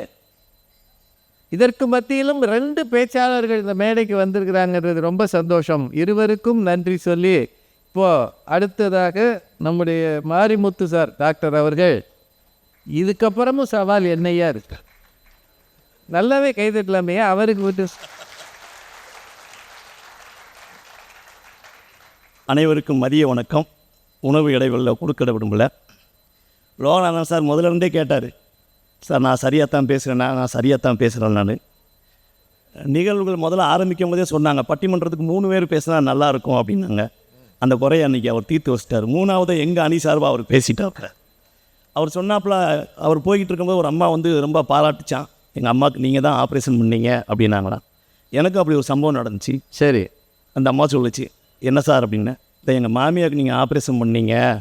ஆமாம், அது முன்ன விட அந்த கிழவி ரொம்ப நல்லா நடக்குது. நாங்கள் கொண்டாந்து சேர்த்தது சட்டுப்புட்டுன்னு முடிச்சிடுவீங்கன்னு நினச்சோம். இது ஏதோ ரகசிய டீலிங்காவில் இருக்குது. நீங்கள் வாட்டுக்கு நடக்க விட்டீங்க, நம்ம என்ன சொல்ல முடியும், தலையை சொரியும். இதில் வந்து இன்னொரு இந்த சந்தோஷத்தில் இன்னொரு முக்கிய சிக்கலான சூழ்நிலை இருக்கும். அவசரமாக பாத்ரூமுக்கு போயிட்டு இருப்பீங்க. சார், டாக்டர் சார் வணக்கம் அப்படின்னு நிப்பாட்டிட்டு, சார் அந்த வாரம் அங்கே வந்தேன் தெரியுமா, அதுக்கு ஒரு காலுக்கு ஒரு வைத்தியம் பார்த்தீங்க தெரியுமா, அந்த மருத்துவ அந்த கடையில் கிடைக்கலையே அப்படிமா. நமக்கு இங்கே முட்டிக்கிட்டு இருக்கும், ஒன்றும் சொல்ல முடியாது. இது வந்து சவால்னு எடுத்துக்கிறதா சந்தோஷம்னு எடுத்துக்கிறது. வாழ்க்கை முறையே சவாலாயிருச்சு. அந்த நேரம் சவால் தான். சவால் தான். போயிட்டு வந்தால் சந்தோஷம். நீங்கள் தீர்ப்பை இப்பயே சொல்லிட்டீங்க. இல்லை உங்கள் பிரச்சனை அந்த நேரம் பிரச்சனை. அப்புறம் சென்டிமெண்ட்டாக சொன்னார், கண்ணு தெரியாதவங்க காதலுக்கு கண்ணு கிடையாது. அந்த காலத்தில் சொல்லியிருக்காங்க, காதலுக்கு கண்ணு இல்லைன்னு. கண்ணு இல்லாதப்பனாலும் அவன் ஒழுங்காக காதல் பண்ணியிருக்கலாம். கரெக்டான ஆள் கண்ணு தெரிஞ்ச ஒரு அம்மாவை காதல் பண்ணியிருந்தானா இவனை ஏதோ அந்த அம்மா கடைசி வரைக்கும் காப்பாற்றிருக்கும். சென்டிமெண்ட்டாக பேசி தலைப்புக்குள்ளே அவள் வரல. அவர் என்ன சொல்கிறாரு, மனநிறைவு அது போதும் அப்படிங்கிறார். மனநிறைவு இருந்தால் மட்டும் மத்தியான சாப்பாட போயிடுவாரங்க கேளுங்க. இப்போ சாப்பிட்டு பேசி சந்தோஷமாக இருக்கார்ல, சாப்பிடாம போகிறாங்க. இல்லை சாப்பிட்டு வரல, ஏன்னா வம்பா இருக்கு, நீங்கள் சாப்பாடு வைக்கலையே, வந்தவங்களை சோறு போடாமல் இருக்கு. ஐயா, மருத்துவர் ஆவதுங்கிறது வந்து முன்னாடிலாம் மருத்துவர் ஆகுது கனவு. இப்போ என்ன தெரியுமா கனவு? இப்போ எல்லார் வீட்லேயும் சொல்கிறாங்க, அடுத்த வாரம் நீட்டு பரீட்சை வரப்போகுது, நீட்டு எழுதுதெல்லாம் பிரச்சனை இல்லை, என் பிள்ளைக்கு எங்கே சென்ட்ரு போடுவாங்கன்னே தெரில அப்படி. தூத்துக்குடியில் உள்ளவனுக்கு விஜயவாடாவில் சென்று, ராஜஸ்தானில் போடாமல் இருந்தாங்களே, அதை ராஜஸ்தான்லேயும் போட்டாங்க. 2 நாள் அவர் இங்கேருந்து கிளம்பி பெட்டி படுக்கையோட ஏறி போய் அங்கே இறங்குறாங்க. அந்த நீட்டு பரீட்சை கேன்சல் ஆயிடுச்சோம். இது வந்து நான் சபைக்காண்டி சொல்ல, இப்போ நடந்தது. அப்போ சமூகம் வந்து மருத்துவர் உள்ளே நுழையும் போதே உங்களுக்கு சவால் ஆரம்பிச்சிருது. நீட்டு மட்டுமா இருக்குது, நம்மளும் போராடி பார்க்குறோம், என்னென்னமோ பண்ணி பார்க்குறோம், செங்கலை தூக்கி பார்க்குறோம், அங்கே தூக்கி பார்க்குறோம், நடக்க மாட்டேங்குது. நீட்டு பிரச்சனை. சரி, முன்னாடிலாம் 4 வருஷம் முடித்த உடனேயும் குட்டையோ நட்டு எங்களை வெளியே தள்ளி விட்ருவாங்க, டாக்டர் வெளியே தள்ளி விட்ருவாங்க. இப்போ அப்படிலாம் நீங்கள் வர முடியாது. ஆமாம், நீங்கள் 4 வருஷம் படித்த உடனேயும் அப்புறம் ஒரு பரீட்சை எழுதணும். அந்த பரீட்சைக்கு பேர் நெக்ஸ்ட். ஆமாம், நீட்டு முடித்தோன்னே நெக்ஸ்ட். ஓகே, நெக்ஸ்ட்டு முடிச்சாதான் என்னலையே ஆரம்பிக்குமோ. ஆமாம், இன்னொன்று இருக்குது. நீங்கள் முடித்தோடனே நெக்ஸ்ட்டு போகிறீங்கன்னு வச்சுக்கோங்க, ரொம்ப கஷ்டம் தான். நெக்ஸ்ட்டு பாஸ் பண்ணலைன்னா உங்களுக்கு டிகிரி கிடையாது. இப்போ உள்ள சூழ்நிலை. நெக்ஸ்ட்டையும் முடிச்சிடுறீங்க, அப்புறமா திருப்பி நீட்டு. என்ன மறுபடியும் முதல்ல இருந்தானா அதான் உண்மை. நீட்டு யூஜி, நெக்ஸ்ட்டு நீட்டு பிஜி. இப்படி ஒரு மருத்துவர் உள்ள நுழையும்போதே சவால் ஆரம்பிச்சிடும். சரி, முடிச்சுட்டு வரோம், அப்பாடி ஒரு டிகிரியை வாங்கிட்டோம், ஒரு எம்எஸ் வாங்கிட்டோம் அப்படின்னு சந்தோஷமாக இருக்க முடியும்னு நினைக்கிறீங்களா? முடியவே முடியாது. ஒரு சந்தடி கூட்டமே இன்னைக்கு. இப்போ முன்னாடி தான் டாக்டர், இப்போ நான் டாக்டர்னா எங்கள் வீட்டில் தான் 2 டாக்டர் இருக்காங்க. அப்படி மாவட்டம் தோறும் மருத்துவமனை. நல்லது தான். எந்த லெவலில் நிற்கிது? உலக சுகாதார நிலையம் என்ன சொல்லுதுன்னா, WHO வந்து 1000 பேத்துக்கு ஒரு மருத்துவர் போதுங்கிறாங்க. இந்தியாவில் என்ன தெரியுமா ஐயா, குறித்து வச்சுக்கோங்க, 850 பேத்துக்கு ஒரு மருத்துவர். பரவாயில்லையே, நாடு முன்னேறி இருக்கு. இன்னும் கொஞ்சம் இறங்கி வந்தீங்கன்னா தமிழ்நாட்டில் 450 பேத்துக்கு ஒரு மருத்துவர். தமிழ்நாடு ரொம்ப முன்னேறி, ரொம்ப முன்னேறிடுச்சு. அப்போனா உங்களுக்கு அடுத்த சவாலாக யார் இருக்க போகிறாங்கன்னா உங்கள் சக மருத்துவர் தான். ஐயா, காலையில் பைப்பு திறக்கிறேன், தண்ணி வரல, கஷ்டப்படுறேன், ஃபோன் அடிக்கேன் ப்ளம்பருக்கு, சார் கொஞ்சம் வந்துட்டு போங்கிறேன். அவர் நான் ரொம்ப பிஸி அப்படிங்கிறாரு. தயவுசெய்து வந்துட்டு போயிருங்க சார், வெளியே வர முடியாமல் இருக்கேன்னு. வரேன் அப்படின்ட்டு அவர் 11 மணிக்கு வர்றாரு. வந்து வேலையை பார்க்குறாரு. வேலையை பார்த்துட்டு கடைசியாக சொல்கிறார், சார் இது ஜிபே கொடுக்குறீங்களா காசு கொடுக்குறீங்களா அப்படிங்கிறாரு. சார் என்ன சார், இல்லை நீங்கள் சொல்லுங்கள் அப்படின்னா, சார் உங்கள் ஃபீஸ் சொல்லுங்கள் அப்படின்னு. ஒரு 1200 ரூபா அப்படின்னாரு. மொத்தமே 20 நிமிஷம் வேலை பார்த்துருக்காரு, 1200 ரூபாங்கிறார். எனக்கு அப்படியே லேசாக கண்ணை கட்டிச்சு. நான் சொன்னேன், சார் எங்கள் யூராலஜிஸ்ட், அதாவது இந்த சிறுநீரக பை அடப்பு எடுக்கிறவர், அவர் ஒரு 300 ரூபா கொடுத்தா வந்துடுவார். ஆனால் அவரால் இந்த பைப்பை சரி பண்ண முடியாது. ஐயா, கதையை கேளுங்க. அடப்பு இருந்தால் ஒரு பைப்பை போட்டு விடுவார். அப்படி போட்டு விட்டு அதுக்கு ஒரு 300 ரூபா வாங்குவார். 600 ரூபா தான் சார் வாங்குவார், உங்கள் சார்ஜ் கொஞ்சம் கூட இருக்குது அப்படின்னோடனே, சார் என்னை நல்லா ஒத்து பாருங்கள் அப்படின்னு நான் பார்த்தேன். சார் நான் போன வருஷம் வரைக்கும் யூராலஜிஸ்டாக தான் இருந்தேன், அது ஒன்றும் வருமானம் இல்லை. 2-3 யூராலஜிஸ்ட் வந்துட்டாங்க, என்ன பண்ணுறது, தொழிலை கொஞ்சம் மாற்றிக்கிட்டேன். அங்கே போனால் நமக்கு பாருங்கள், நான் கேட்பதவே நீங்கள் கொடுத்துருவீங்க. கற்பனையின் உச்சந்தான். கற்பனையின் உச்சம் என்றாலும் நடைமுறை இதுதான் ஐயா. நடைமுறை இது. ஏன்னா தெருவுக்கு தெரு மருத்துவர்கள், வீட்டுக்கு வீடு மருத்துவர்கள். இன்னும் பார்த்தீங்கன்னா எங்கள் ஆர்த்தோ டாக்டர்லாம் ரொம்ப பதப்பதப்பாக இருப்பாங்க. சமைஞ்ச பொண்ணை சட்டு புட்டுன்னு முடிச்சு கொடுத்துருப்பாங்க கிராமத்து பக்கம். வயசுக்கு வந்த பொண்ணை வீட்டில் வச்சிருக்க கூடாதும்பாங்க. ஆர்த்தோ கேஸ் அதுக்கு மேலே. ஒருத்தர் காலை உடச்சி வந்தாருன்னா அவர் 2 மணி நேரம் 3 மணி நேரத்தில் ஏதாவது சொல்லி நீங்கள் ஆப்ரேஷன் பண்ணிடணும். இல்லாட்டினா என் கூட இருக்க இன்னொரு ஆர்த்தோ பிடிச்சி அந்த கேஸை தூக்கிட்டு போயிடும். இது உண்மையா இல்லையான்னு மட்டும் கேளுங்க. இப்போ நீங்கள் பயப்படுறது மற்ற டாக்டர் தானே? சவாலே இவங்க தான்யா, சவாலே இவங்க தான், நாங்கள் கிடையாது. சமூகம்ல பின்னாடி தான். முதல் சவால் பரிச்சல் இருக்குது, அடுத்த சவால் நம்ம கூட இருக்க டாக்டர். என்னங்கிறீங்க? இப்போ இருக்கும்போதே சொல்லுவான், சார் அவர் போட்ட ராடு கொஞ்சம் சரியில்லை, அந்த ராடை எடுத்துட்டு இந்த ராடு போடுங்க சரியாயிரும் அப்படிமா. கடைசியில் 2 ராடும் ஒன்றா. எங்கள் நிலைமை இப்போ ரொம்ப பரிதாபமாக இல்லை. இது எதுவுமே தெரியாமல் நாங்கள் வர்றோம். அடுத்த சவால் நீங்கள் தானேயா. அப்படி இப்படின்னு தட்டி முட்டி முடிச்சு ஒரு மாதிரி ப்ராக்டிஸ் செட் ஆகி நமக்கு ப்ராக்டிஸ் வந்துருச்சு அப்படின்னீங்கன்னா, முக்கியமான கல்யாண வீடு இருக்கும். 7 மணிக்கு போகணும். வீட்டை மாட்ட சொல்லியிருப்பீங்க. அந்த அம்மா 6:30 உங்களுக்கு ரெடி ஆகிடும். ஃபோன் அடிங்க, வந்துருங்க ரைட்டு. நீங்கள் 7 மணிக்கு சொல்லும் போது இந்த பொண்ணு வரும், சார் கடைசி டோக்கன் சார் அப்படி. சரி கடைசி டோக்கன் வர சொல்லு அப்படின்னா ஒருத்தர் வருவார். நம்ம போத்தீஸ் விளம்புற மாதிரி இந்த கையில் ஒரு பை அந்த கையில் ஒரு பை எடுத்துக்கிட்டு, சார் வணக்கம் அப்படின்ட்டு வருவார். இந்த கையில் ஒரு 4 MRI, இந்த கையில் ஒரு 3 CT வச்சுருப்பாப்புல. நீங்கள் சொன்னீங்க அந்த கூகுள் ஐயர், அவர் தான் பெஸ்ட்டு எக்ஸாம்பிள். சார் நான் வந்து ஒரு 2 நிமிஷம் எடுத்துக்கிறேன் அப்படின்பாப்புல. அவர் கதையை சொல்லி முடிக்கும் போது 5 நிமிஷம் ஆயிருக்கும், 10 நிமிஷம் ஆயிருக்கும். அப்புறமேட்டு ஒவ்வொரு MRI எடுப்பார். சார் இது 98 எடுத்த MRI, இது 2000 எடுத்த MRI, 2000. இவ்வளோ வைத்தியம் ஏன்பா பார்க்கணும், எனக்கு என்ன வியாதின்னு எந்த டாக்டருமே கண்டுபிடிக்க முடியல சார், நீங்கள் தான் கண்டுபிடிக்கணுமா அப்படி சொல்லி முடிக்கும் போது 7:15 ஆயிரும். அப்புறமேட்டு பேச ஆரம்பிப்பா, சார் இந்த வியாதிக்கு நான் போய் இதை சர்ச் பண்ண இது வந்துச்சு, இது கரெக்டாக அது தப்பாம்மா. பரீட்சையில் கூட எங்கள் வாத்தியார் இவ்வளோ கேள்வி கேட்டது இல்லையா.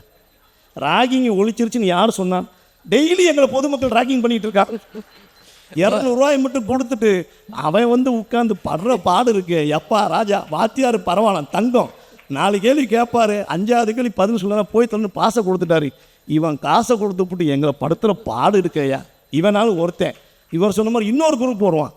அவன் சொல்லுவான், அவனுக்கு கால் உடஞ்சிருக்கும், ஐயா உனக்கு சுகர் இருக்குது, ஆமாம் சார். ப்ரெஷர் இருக்குது, ஆமாம் சார். கிட்னி ஃபெயிலியர், அது 10 வருஷமாக இருக்குது சார். ஹார்ட்டில் ஸ்டெண்ட் வச்சுருக்கேன் சார். மஞ்சள் காமரை லேசாக இருக்குது சார். இதுக்கு இடையில தான் நான் ஆப்ரேஷன் பண்ண போனேன் உங்களுக்கு அப்படின்னு ரொம்ப தெளிவாக சொல்லுவோம். அவளும் கேட்டுட்டு, சார் அப்புறம் வேறு ஒன்றும் பிரச்சனை இல்லைல்ல சார். ஆமாம் வேறு ஒன்றும், அதான் நீங்கள் இருக்கீங்களா சார். உன்னை எவ்வளோ நேரம் தானே நாங்கள் தூக்கி சுமக்கிறது, உனக்கு இவ்வளோ வியாதி இருக்குது, இவ்வளோ வியாதியில் நாங்கள் ஆப்ரேஷன் பண்ணி நல்லா இருக்கணும்னா நான் என்ன பண்ணுறது. இவர் 2வது டைப். 3வது ஒரு பேஷண்ட் இருக்கான்.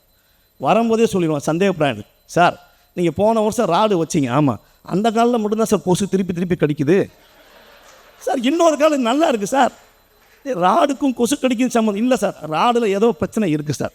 நீங்கள் அன்றைக்கி ஒரு மாத்திரை கொடுத்தீங்க தெரியுமா, பச்சை கலர் வெள்ளை கலர், ஆமாம் அந்த பச்சை கலர் மாத்திரை போட்டதுக்கு அப்புறம் தான் சார் லேசாக தலை சுற்று வருது சார். உங்களுக்கு சுகர் அது 400 இருக்குது சார். எப்பயும் அவர் சுகர் காரணம் ஒத்துக்கவே மாட்டார். இப்படி 3வது டைப் ஆஃப் பேஷண்ட்டு சவால். இதுக்கெல்லாம் மேலே ஒருத்தர் இருக்கார், நீங்கள் ரொம்ப எதுவும் பண்ணிங்கன்னா உங்களுக்கு ஒன்றே விழுவார். வேறு எந்த துறையிலும் பழிவாங்கல் படவில்லை, இது குறித்து வைத்துக்கொள்ளுங்கள். மருத்துவ துறையில் தான் வந்து நோயாளிகள் தாக்குதல் அதிகமாக இருக்குது. யாருமா பாலம் இடிச்சு விழுது, இன்ஜினியர் போட்டு அடிச்சிருக்கீங்களா? பேங்கு லேட் ஆகுது, பேங்க் மேனேஜரை போய் அடிக்கிறீங்களா? எங்கேயுமே கிடையாது. மருத்துவர்களை மட்டும் ஏன் தாக்குதல்கள் உண்டாக்கிறீர்கள்? மிகப்பெரிய சவால் இன்றைக்கி அது. இதெல்லாம் தாண்டி வெளியே வந்தீங்கன்னா எங்களுக்கு ஒரு ப்ராக்டிஸ் பண்ணணும்னா கவர்மெண்ட் சைட்லேருந்து வரக்கூடியது அம்மா வச்சுக்கிட்டு தான் சொல்கிறோம். குப்பை போடுறதுக்கு நீங்கள் காசு கொடுப்பீங்களா? கொடுக்க மாட்டீங்க, நாங்கள் கொடுக்கணும். பயோமெடிக்கல் வேஸ்ட்டு 1 கிலோ குப்பை எடுத்தால் 600 ரூபா நீங்கள் கொடுக்கணும் அரசாங்கத்துக்கு. குப்பை போடுவதுக்கு காசு. ஒரு மருத்துவமனையை ரன் பண்ணுற சின்ன விஷயம் கிடையாது. 17 லைசன்ஸ் வேணும். வருஷம் நீங்கள் அதை ரெடி பண்ணணும். எவ்வளோ கஷ்டம். ஒவ்வொரு இடத்துக்கும் போய் சலாம் போட்டு சலுகை போட்டு அந்த லைசன்ஸை வாங்கி நம்ம அந்த ஆஸ்பத்திரியை நடத்துறதுக்குள்ளே நம்ம படுற பாடு இருக்கே. அப்பா அவ்வளோ வேறு சவாலை சமாளித்து எவ்வளோ நேரம் தான் நல்ல மாதிரி நடிக்குதுன்னு அமைதியாக உட்காந்துட்டு இருக்காங்க. இதுதான் உண்மை. இந்த உண்மையை இன்னொரு விதமாக நான் உங்களுக்கு சொல்லுகின்றேன். எடுத்து பாருங்கள். ஆவரேஜாக நாங்களாம் உங்களோட 10 வயசு கம்மியாக வாழ்ந்துக்கிட்டு இருக்கோம், நீங்களாம் எங்களோட 10 வயசு கூட வாழ்றோம். நான் முந்தி பிறந்திருப்பேன். ஒரு ஆவரேஜான ஒரு மருத்துவரின் வாழ்க்கை என்பது சராசரி பொதுமக்களை விட 10 வருஷம் கம்மியாக. அப்போ அதுலேருந்தே தெரிய வேணாமா இது எவ்வளோ சவால்னு. உங்களுக்கே ஒரு சவால் விட்றையா, எங்கள் தலைவர் இருக்காருயா, இப்போ உங்களுக்கு ஒரு டிகிரி கொடுத்துட்றோம், உங்களை கூப்பிட்டு போய் இன்றைக்கி ஒரு நாள் கிளினிக்கில் உட்கார வைக்கும், ஒரு நாள் மருத்துவராக இருந்து பாருங்க நீங்கள். என்னையா ஒரு நாள் முதல்வர் மாதிரி இருக்கு. நீங்கள் ஒரு வேலையும் வேணாயா, நான் ஏதோ இன்னைக்கு தான் நடுவராக இருக்கேன், அதை கெடுத்துருவீங்க போல. எங்களுக்காண்டி ஒரு நாள் மருத்துவராக இருந்தீங்கன்னா இந்த மருத்துவத்துறை ரொம்ப ரொம்ப சவாலானது அப்படின்னு சொல்லி சந்தோஷமாக தீர்ப்பு கொடுத்துருவீங்க. வாய்ப்படுத்தமைக்கு நன்றி. அருமை அருமை. இவ்வளவு கலகலப்பாக பேசுவாருன்னு நான் நினைக்கவே இல்லை. நீங்களாம் டாக்டராக விட்டுட்டு பேச்சாளராக வந்தீங்கன்னா பட்டிமன்றங்களை கொடி கட்டி பறக்கலாம். அதனால் ப்ளம்பிங் வேலை மட்டும் உங்களுக்கு தெரியும், பேச்சாளர் வேலையும் ரெடியாக இருக்கு. ரொம்ப இயல்பாக பேசியிருக்கிறார். ஏன்னா எத்தனை எக்ஸாம் வச்சுருக்கிறாங்க. இப்போ இதை பற்றி பேசினா அது அரசியல் ஆகிடும். ஆனால் இப்போ ராஜாமணி சாரோ தேவதாஸ் ஐயா அவங்க எல்லாரும் இருந்த காலத்தில் இந்த தடைகள் எல்லாம் இல்லை. ஆனால் அவர்கள் தான் ஆயிரக்கணக்கான நல்ல மாணாக்கர்களை உருவாக்க அவர்களால் முடிந்திருக்கிறது. அவங்க இத்தனை தாண்டி வரல. அவங்க என்ன சிறந்த மருத்துவர்கள் இல்லையாண்ணா? இதன் வழி வந்தால் தான் சிறந்த மருத்துவர்கள்ன்றது எப்படின்னு இந்த துறை சார்ந்தவர்கள் தான் சொல்லணும். அதனால் அந்த கவலை கண்ணீர், ஆஸ்பத்திரியை திறந்து உட்கார்றதுக்கு எத்தனை லைசன்ஸ் வாங்கணும்? 17 லைசன்ஸ் ஆகும்ல. நமக்கு டிரைவிங் லைசன்ஸே பிரச்சனையாக இருக்குது. எப்படி 17 லைசன்ஸ் வாங்கி அதை சொன்னார் பாருங்க, சலாம் போட்டு ஒவ்வொரு இடத்துலையும் குப்பைக்கு காசு கொடுத்து, குப்பைக்கு எல்லோரும் தான் கொடுக்குறோம். உங்கள் குப்பை கூடுதல் சிக்கலாக இருக்கும்னு அதுக்கு ஜாஸ்தி வாங்குறாங்கன்னு நினைக்கிறேன். ஏன்னா மெடிக்கல் வேஸ்ட் இல்லையா? ஏன்னா கேரளாக்காரன் கொண்டாந்து இங்கே கொட்டிகிட்டு போயிடுறானே இது கோயம்புத்தூர் பக்கம். நீங்கள் உங்கள் குப்பை மற்றதை விட சேரப்படாதுன்றதுக்காக கூடுதலாக வாங்கியிருப்பாங்க. இது எல்லாத்தையும் சொல்லி அந்த 7 மணிக்கு வீட்டுக்கு போகிற நேரம் வராமல் பாருங்க, 72 ஸ்கேன் ரிப்போர்ட்டோடு வந்து கொடுத்து ரொம்ப கலகலப்பாக பேசியிருக்கிறார்.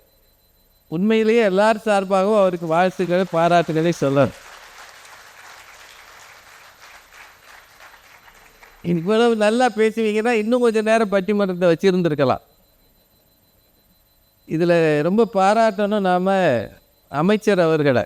அவங்க உட்காந்து சிரித்த முகமாக கேட்குறாங்க பாரு. பெரும்பாலும் நாங்கள் இந்த கல்லூரிகளுக்கு பேச போவோம், முதல்வர்கள் வருவாங்க, கல்லூரி முதல்வர்கள் வந்து தொடங்கி வச்சுட்டு உடனே போயிடுவாங்க. அதுதான் இயல்பு. எனக்கு வேலை இருக்குதாருன்னா நம்ம ஒன்றுமே சொல்ல முடியாது, நம்மளை கூப்பிட்டதே பெருசு. இதில் இந்த அம்மா இருங்க இவர் இருங்கன்னு சொல்ல முடியாது. ஆனால் ஒரு அமைச்சராக இருந்து கொண்டு இந்த நிகழ்ச்சியில் மனம் விட்டு ரசிக்கிறார்ன்றது அவங்க ரொம்ப பாராட்டார். அது ஒரு எளிமையை காட்டுகிறது. நிறைவாக வாங்க சார், திரு ரவி அவர்கள். சந்தோஷமே எங்கள் வாழ்வும் எங்கள் வளமும் மங்காது தமிழென்று சங்கே முழங்கு. பட்டிமன்றத்தை பட்டி தொட்டிக்கெல்லாம் கொண்டு சென்ற பெருமதிக்குரிய நடுவர் ராஜா ஐயா அவர்களே, மாண்புமிகு அமைச்சரம்மா அவர்களே, தமிழ்நாடு முடநீக்கியல் சங்கத்தின் தலைவர், செயலர் மற்றும் முன்னரசை அறிந்திருக்கும் எங்கள் முன்னோடிகளே, சக மருத்துவர்களே, முதுகலை மாணவர்களே, உங்கள் அனைவருக்கும் என் முதற்கண் வணக்கம். வாழ்க்கையே போர்க்களம், வாழ்ந்துதான் பார்க்கணும். போர்க்களம் மாறலாம், போர்கள் தான் மாறுமா என்று சொன்ன கவிப்பேரரசு வைரமுத்துவின் வைரமான வரிகளை உங்கள் முன்னே பதிவு செய்ய விரும்புகிறேன். நம்ம எதிரணியில் இருப்பவர்களை பார்க்கும்போது கொஞ்சம் வருத்தமாக இருக்குது. பாவம், ரொம்ப அவசரப்பட்டாங்க. நடுவர் அவர்களே, வாழ்க்கையில் ட்ரெய்லரை பார்த்துட்டு படம் நல்லன்னு சொல்லக்கூடாது. சரி, படத்தை முழுசாக பாருங்கள். மெயின் பிக்சரை பார்க்காம ட்ரெய்லரை பார்த்துட்டு படம் நல்லா எப்படி சொல்ல முடியும்? வாழ்க்கையில் இங்கே தலைப்பு அருமையான தலைப்பு, எங்களுக்கு ஆதரவான தலைப்பு. தலைப்புலேயே வச்சிருக்காரு ஐயா. முதல்ல சவாலே, அடுத்தது தான் சந்தோஷமே. ஆக நீங்கள் புரிஞ்சுக்கணும், சவாலை தாண்டி தான் சந்தோஷத்துக்கு வர முடியும். எது நிலையானது? சந்தோஷம். முதற் பகுதி சவால் என்றால், 2ஆம் பகுதி சந்தோஷம். அதுதானே இயல்பு. தேனியை தாண்டாமல் தேனை நீங்கள் சுவைக்க முடியுமா? ஒரு தேனடை சாப்பிடணும்னு ஆசை இருக்குது, ஆனால் தேனியை பார்க்கக்கூடாது. நம்ம ஆளுக்கு ரொம்ப ஆசைங்க. கேள்வி கேட்குறான், அவன் அதை பார்க்குறான், இதை பார்க்குறான், பார்க்கத்தையும் செய்வான். அது நீங்கள் ப்ளஸ்ஸாக எடுத்துங்க. ஒரு நோயாளி கூகுளில் பார்த்துட்டு வர்றார், படிச்சுட்டு வர்றார், சந்தோஷம். நீ அவனுக்கு புரிய வச்சு விளக்கம் சொல்லி புரிய வச்சு விளங்கிக்கிட்டே வர்றான், நல்லது தானே உனக்கு. உங்கள் வேலை பாதி சுலபமாயிடுது இல்லை? ஏன் வருத்த போகிறீங்க? மடியில் கண்ணாந்தானங்க, மடியில் வழியில் பயம் இருக்கணும். நீங்கள் எதுக்கு பயப்படுறீங்க? நல்லது தானே அது. தைரியமாக பேசுங்க. ஆமாம். வாழ்க்கையில் எந்த தொழிலாக இருந்தாலும் சவாலை சந்திக்காமல் நாம் சந்தோஷத்தை சந்திக்க முடியாது. இதுதான் நிதர்சன உண்மை. வளர்ச்சிதை மாற்றத்தில் கூட்டுக்குழு பார்த்தீங்கன்னா முதல்ல அருவருப்பாக இருக்கும். ஆனால் அதே கூட்டுக்குழு பிறகு வண்ணத்தி பூச்சி வந்து வண்ணமயமாக இருக்கும். இதுதாங்க வாழ்க்கை. தங்கம் உருக்கப்படும் போது ரொம்ப கொடூர மாதிரி இருக்கும், அதை ஒன்று உருக்கும். அதே இது அணிகளாக மாற்றும்போது ஆபரணமாக இருக்கும். பார்க்கடலை கடைஞ்ச போது ஆளை விடாமல் முதல்ல விஷமாக இருந்துச்சு, அதே மீண்டும் கடையப்பட்டது, அது அமுதமாக மாறுனுச்சு. வாழ்க்கையில் எப்போதுமே முதல் பகுதியில் சவாலையும் இரண்டாவது பகுதியில் சந்தோஷத்தையும் நாம் சந்திப்பதுதான் வாழ்க்கை. இடைநிலையை கண்டு இதுதான் இறுதி நிலை என்று முடிவெடுத்து கொண்டு பாதி கிணறுல பயந்துட்டாங்க நம்ம மக்கள்லாம். என்ன கிணறு தாண்டி போகணும் எதிர்கட்சிக்காரங்களே. அவர் லைசன்ஸ் வாங்கின கதையிலே சொல்கிறார். போர்க்களத்துக்கு வந்துட்டு வால் உறுத்துதுன்னு சொல்லலாமா? டாக்டர் ஆகிட்டு வந்து உட்காந்துக்கிட்டு எனக்கு சவால் சொல்லலாமா? ஒரு பழமொழி சொல்லுவாங்க, மல்லாக்கப்படுத்திட்டு எச்சு துப்புது. எங்கே அங்கே விழுவோம்? அந்த மாதிரி கதையாக இருக்குது. டாக்டராக வந்து உட்காந்துக்கிட்டு டாக்டர் நிச்சயமாக சொன்னேன், இந்த சமூகத்தில் மருத்துவத்துறைக்கு மதிப்பு இல்லைன்னு சொன்னால் சொன்னாங்க. தண்ணி குடிங்க.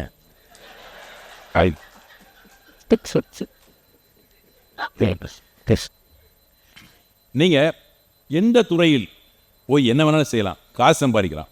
ஆனால் ஒரு மனிதாபிமானத்தோட ஒரு மருத்துவம் பார்க்கும்போது நிச்சயமாக அந்த மருத்துவத்தில் இருந்து சொன்னாங்க இல்லையா, கடையில் போய் சார் நீங்கள் ஆப்ரேஷன் பண்ணீங்க மனப்பூர்வமாக ஒரு நோயாளி கையெடுத்து கும்பிட்டு நம்ம சரியாச்சுன்னு சொன்ன பார்த்தீங்களா, அந்த கும்பிடை எந்த ஒரு ஆத்மார்த்தமாக வாங்கக்கூடிய ஒரே துறை மருத்துவத்துறை தான். அது சந்தோஷம் இல்லையா? சவாலா உங்களுக்கு? மிரட்டாதீங்க. பாதை வகுத்த பின் பயந்தன லாபம், பயணம் நடத்தி விட்டு தொலைந்து விடும் பாவம் சொன்ன கண்ணதாசன். இனிமேலாம் யோசிக்காதீங்க, டூ லேட்டு. இனிமேல் புலப்பர் ஆக முடியாது. அதாவது ஒரு தொழிலை விரும்பி செய்யணும். கவி வைரமுத்து சொன்னார், காதலித்துப்பார் முன்னை சுற்றி ஒளிவட்டம் தோன்றும். அதை நம்ம நடுவரை பாருங்க, அவர் பட்டிமன்றத்தை காலத்துக்கு அவர் ஒளிவட்டம் இருக்கா இல்லையா, அவருக்கு முன்னாடி அது முடி இல்லாமல் போனது. உலகம் அர்த்தப்படும், ராத்திரி நீலம் விளங்கும், உனக்கும் கவிதை வரும், காதலித்துப்பார்.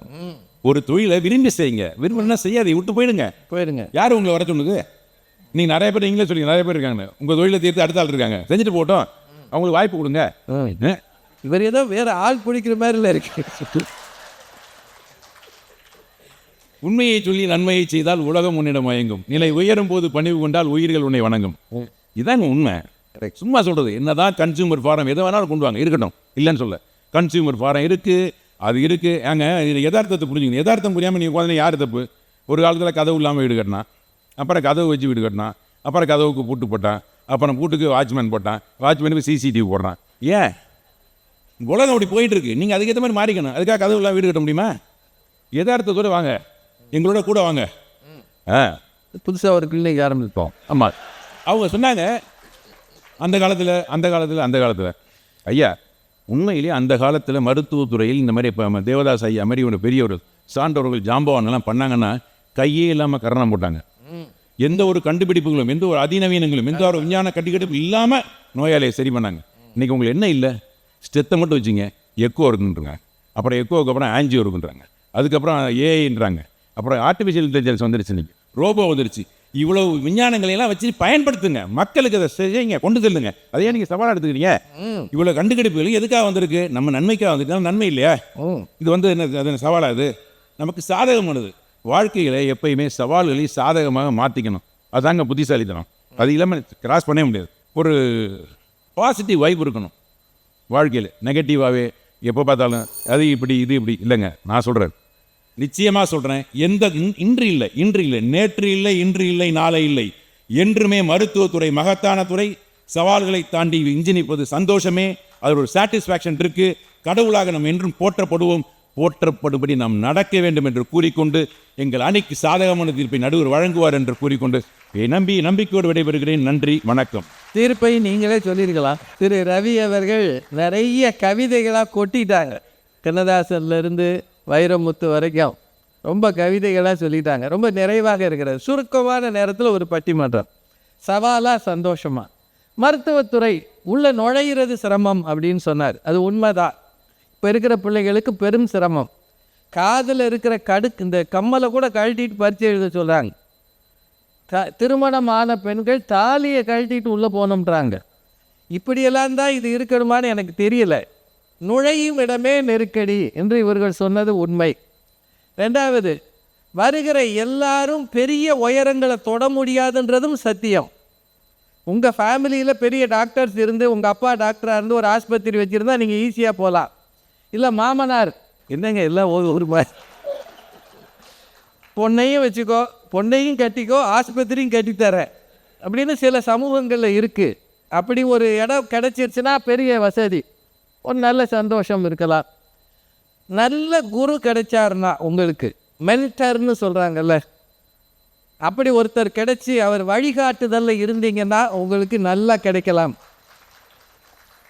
நீங்கள் எந்த ஏரியாவில் சர்வ் பண்ணுறீங்களோ அந்த ஏரியா கொஞ்சம் உங்களை ஏற்றுக்கொள்ளுகிற ஏரியாவாக இருந்தால் சர்வைவ் ஆகலாம். ரொம்ப பாமரர்கள்ட்ட போய் இப்போ நீங்கள் பணி செய்கிறீங்கன்னு வைங்க, அவங்களுக்கு வழங்க சொல்கிறது சிரமம், அங்கேருந்து வருமானம் சர்வைவலுக்கு வருமானம் வர்றது சிரமம். பாஷான ஏரியாவுக்கு போனவங்களுக்கு நல்ல பிஸ்னஸ் கிடைக்க வாய்ப்பு இருக்குது. நிறைய மேலே மேலே கற்றுக்கிட்டே இருக்கணும் இந்த துறையில். ஒரு ஆசிரியராக போகிறவர் ஆசிரியர் ஆகிட்டார்னா அவ்வப்போது ட்ரைனிங்க்கு போனால் போதும். ஆனால் மெடிக்கல் ஃபீல்டில் இருக்கிற நீங்கள் புதிதாக ஜேர்னல்ஸை பார்த்துக்கிட்டே இருக்கணும். இப்போ நாள்தோறும் இதையும் செய்யணும் இதையும் செய்யணும். அப்போ சவால் தானே அது. நீங்கள் படிக்கிறீங்களா இல்லையா? படிச்சுக்கிட்டே தானே இருக்கணும். அப்போது இது ஒரு பெரிய சவால். அது எல்லாத்துக்கும் மேலே ஒரு 3 பேரை வச்சு ஒரு கிளினிக் நடத்தினா கூட தலைவலி தான். எவன் எப்போ லீவு போடுவான்னு எவனுக்கும் தெரியாது. என்னங்க உண்மை தானே அது? டாக்டர் போய் உட்காந்துருப்பார், கதவு திறக்க ஆள் இருக்காது, அட்டென்ட் பண்ணுறதுக்கு ஆள் இருக்காது, இவரே அத்தனையும் செய்யணும். இவரே எழுந்து 3 தடவை அப்படி செஞ்சாருன்னா அந்த பேஷண்ட் யோசிப்பான், ஒருத்தர் இல்லையா உங்களுக்கு, நீங்களே எல்லாமா, இனிமேல் இங்கே வரமாட்டேன் அப்படின்னா அவன் ஒரு பந்தாவை எதிர்பார்க்குறான். ஒரு கெத்து வேணும். அவர் உட்காந்து ஒரு பெல் அடித்து நீங்கள் வா, கூட்டு போ, கையில் கட்டு போடு, இத்தனையும் செஞ்சால் தான் அவன் எதிர்பார்க்குறான். இவங்களை வச்சு அட்மினிஸ்ட்ரேஷன் பண்ணுறது ரொம்ப கஷ்டம். மேனேஜ்மெண்ட் அவர் சொன்னார் பாருங்க, மாடு மேய்க்கலாம்ன்றார், அவர் பிளம்பர் வேலைக்கு போகலாம்ன்றாரு. எனக்கு தெரிய மருத்துவர்கள் ரொம்ப நொந்து போய் பேசினது இங்கே தான் இருக்குது. அடுத்தது பொதுமக்கள்கிட்ட புரிந்து கொள்ளாத தன்மை, அது ஒரு பெரிய நெருக்கடி தான். புரிந்து கொள்ளாத ஒரு தன்மை. ஏன்னா எல்லாருக்கும் சுகமாகணும்னு இருக்கிற அந்த ஆர்வம் ஒத்துழைக்கணுன்றதில் இருக்காது. They don't cooperate. அதில் டாக்டர்ஸ் மோசமான பேஷண்ட்டுன்னு சொல்லுவாங்க, கரெக்ட் தானே?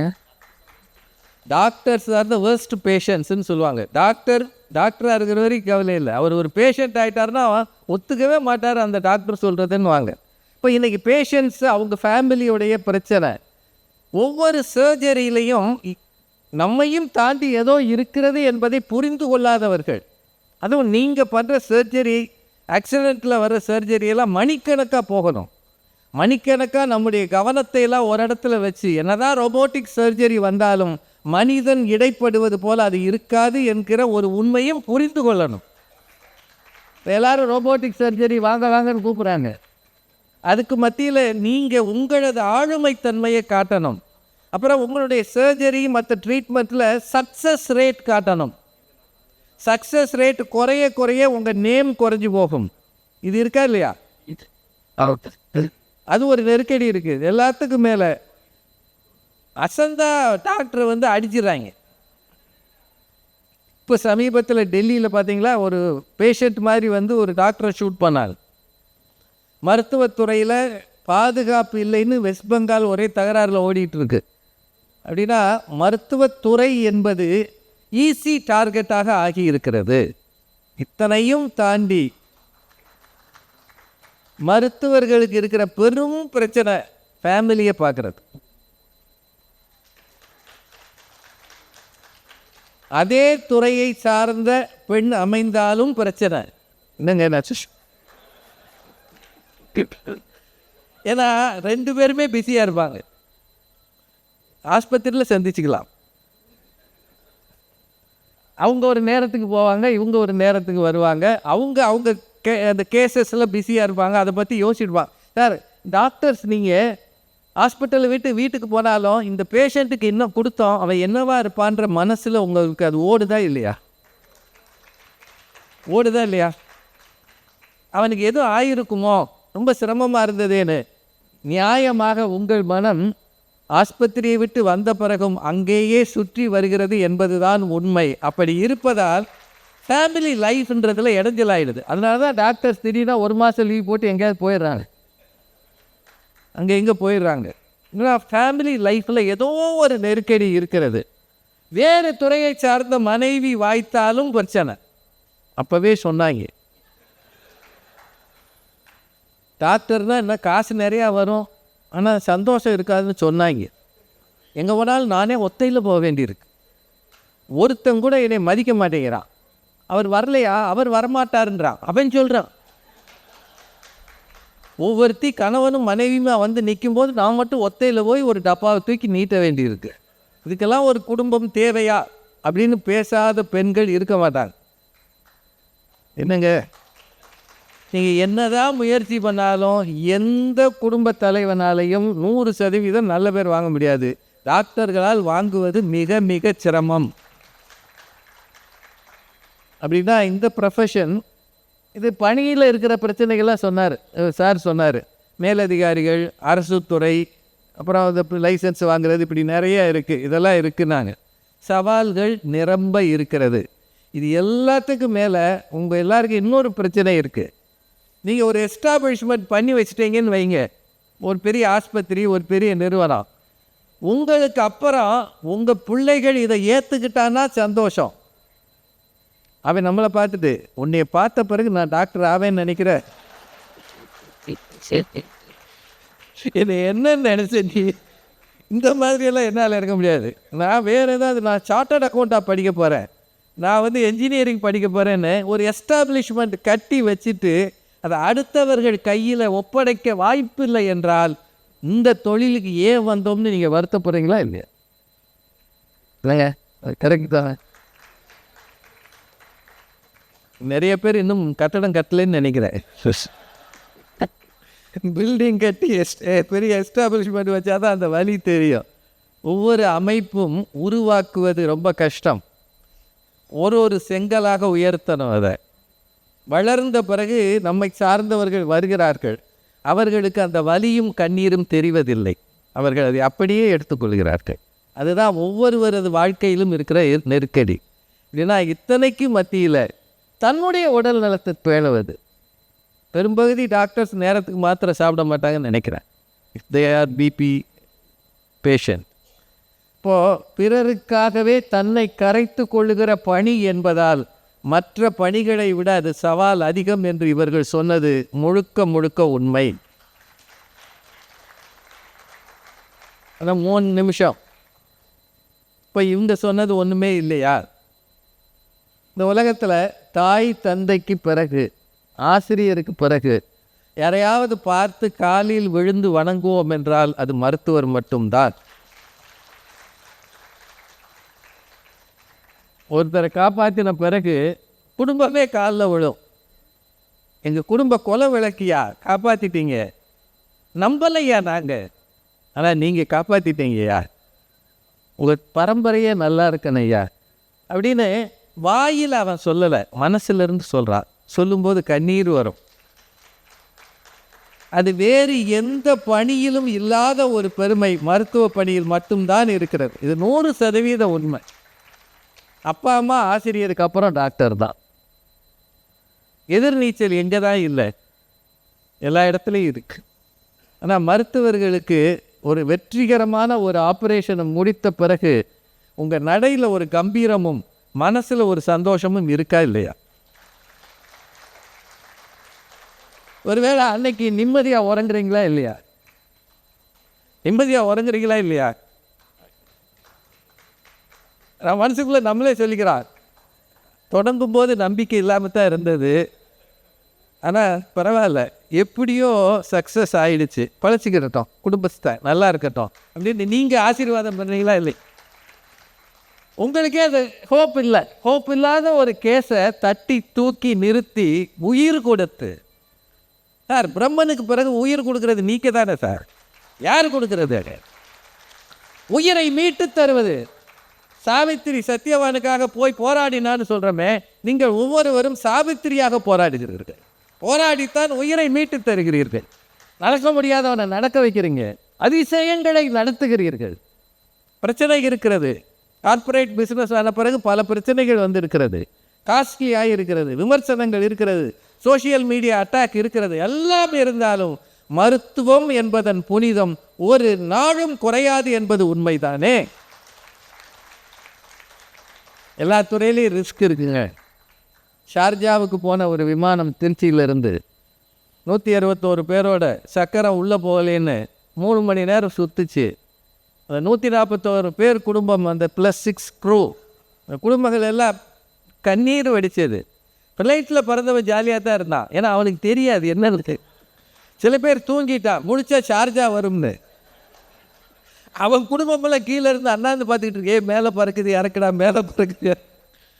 ஆனால் அதை இறக்கின பிறகு அந்த 141 குடும்பம் மட்டும் இல்லைங்க, தமிழ்நாடு முதலமைச்சரிலிருந்து அத்தனை பேரும் பாராட்டுனாங்கன்னா அதை இறக்கிய 2 விமானிகளுக்கும் மற்ற பேருக்கு இருந்த அதே ரிஸ்க் அவங்களுக்கு இருந்தது. விமானம் இறக்கலைன்னா பேசஞ்சர்ஸ் மட்டும் பாதிக்கப்பட போகிறதில்ல, விமானிகளும் பாதிக்கப்படுவார்கள். அப்படின்னா ரிஸ்கை சுமந்து கொண்டு தான் நாம் வாழ்க்கையை தொடர்கிறோம். சவால்கள் இருந்து கொண்டு தான் இருக்கிறது. நிறைவாக வந்து பூமியை தொட்ட பிறகு கிடைக்கிற சந்தோஷம், உலகம் தருகிற பாராட்டு இருக்கு இல்லையா, அது போலத்தான் மருத்துவத்துறையிலும்.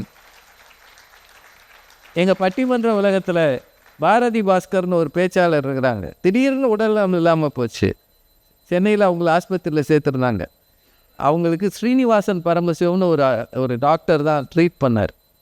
முதல்வரே நேரடியாக அவர்கிட்ட ஃபோன் பண்ணி பேசினார். எனக்கு தெரியும் அது அவங்க ரொம்ப முக்கியமான ஒரு ஆள் அப்படின்னு அவர் பேசினார். அவங்கள காப்பாற்றினாங்க. இன்றைக்கி அவங்களுக்கு தமிழ்நாடு இல்லை, தமிழ் பேசுகிற எல்லாருமே நன்றி சொல்கிறாங்க. ஒரு பேச்சாளரை திரும்ப கொடுத்தது முடியாது என்ற நிலையிலும் ஒருவரை உயிர் தருகிற, மீட்டு தருகிற பெரும் பணியை செய்கிற நீங்கள், முடநீக்கியல் துறையில் இருந்தாலும் சரி, எந்த மருத்துவத் துறையிலும் இருந்தாலும் சரி, நீங்கள் தான் இந்த சமூகத்துக்கு இன்றியமையாத அங்கங்கள் என்பதை தைரியமாக நான் சொல்லக்கூடும். தைரியமாக சொல்ல. மற்றவர்கள் செய்கிற பணியெல்லாம் அந்தந்த துறை சார்ந்தது. ஆனால் நீங்கள் இந்த சமூகத்தை கட்டமைக்கிற, உயிர் தருகிற, புதிய புதிய உயிர்களை உருவாக்கி தருகிற எல்லா துறையும், அது கைனகாலஜியாக இருந்தாலும் சரி, வேறு எந்த துறையாக இருந்தாலும் சரி, நாங்கள் ஓரளவு நேராக நடக்கிறோம்னா, கோணலாக நடக்கலைன்னா, எப்பப்போ இந்த எலும்பை எண்ணுறதுன்னு வாங்கல, எங்கள் அப்பாலாம் சொல்லுவார், ஏதாவது செஞ்சேன்னா எலும்பை எண்ணிருங்க. நீங்கள் எலும்பை எண்ணி எண்ணி எல்லாரையும் சரி பண்ணுறீங்க. உங்கள் துறை சமூகத்துக்கு பெரும் சேவை செய்கிறது. சவால்கள் உண்டு என்பது சத்தியம். சவால்களை கடக்கும்போது இருக்கிற சந்தோஷம் இருக்கு இல்லையா, அதுதான் நிரந்தரம். அதுதான் நீங்கள் செய்த பூர்வ ஜென்ம புண்ணியம். எல்லாரும் மருத்துவர் ஆவது இல்லை, எளிமையாக கிடைக்காது அது. நீங்கள் மருத்துவர் ஆவதற்காக மகிழுங்கள். குறைகளை, தடைகளை தாண்டி நடைபோடுங்கள். பிரச்சனை இருந்தால் இந்த சங்கங்களில் சொல்லுங்கள், அதற்குத்தானே அவர்கள் இருக்கிறார்கள். பிரச்சனைகளை தீர்ப்பதற்குத்தான் முடநீக்கியல் சங்கமே இருக்கிறது. அவர்கள் உங்களை பார்த்து கொள்வார்கள் என்று சொல்லி, சவால்களை மீறிய சந்தோஷமே என்று தீர்ப்பாக சொல்லி வணங்கி விடைபெறுகிறேன். நன்றி. வாட்ச்.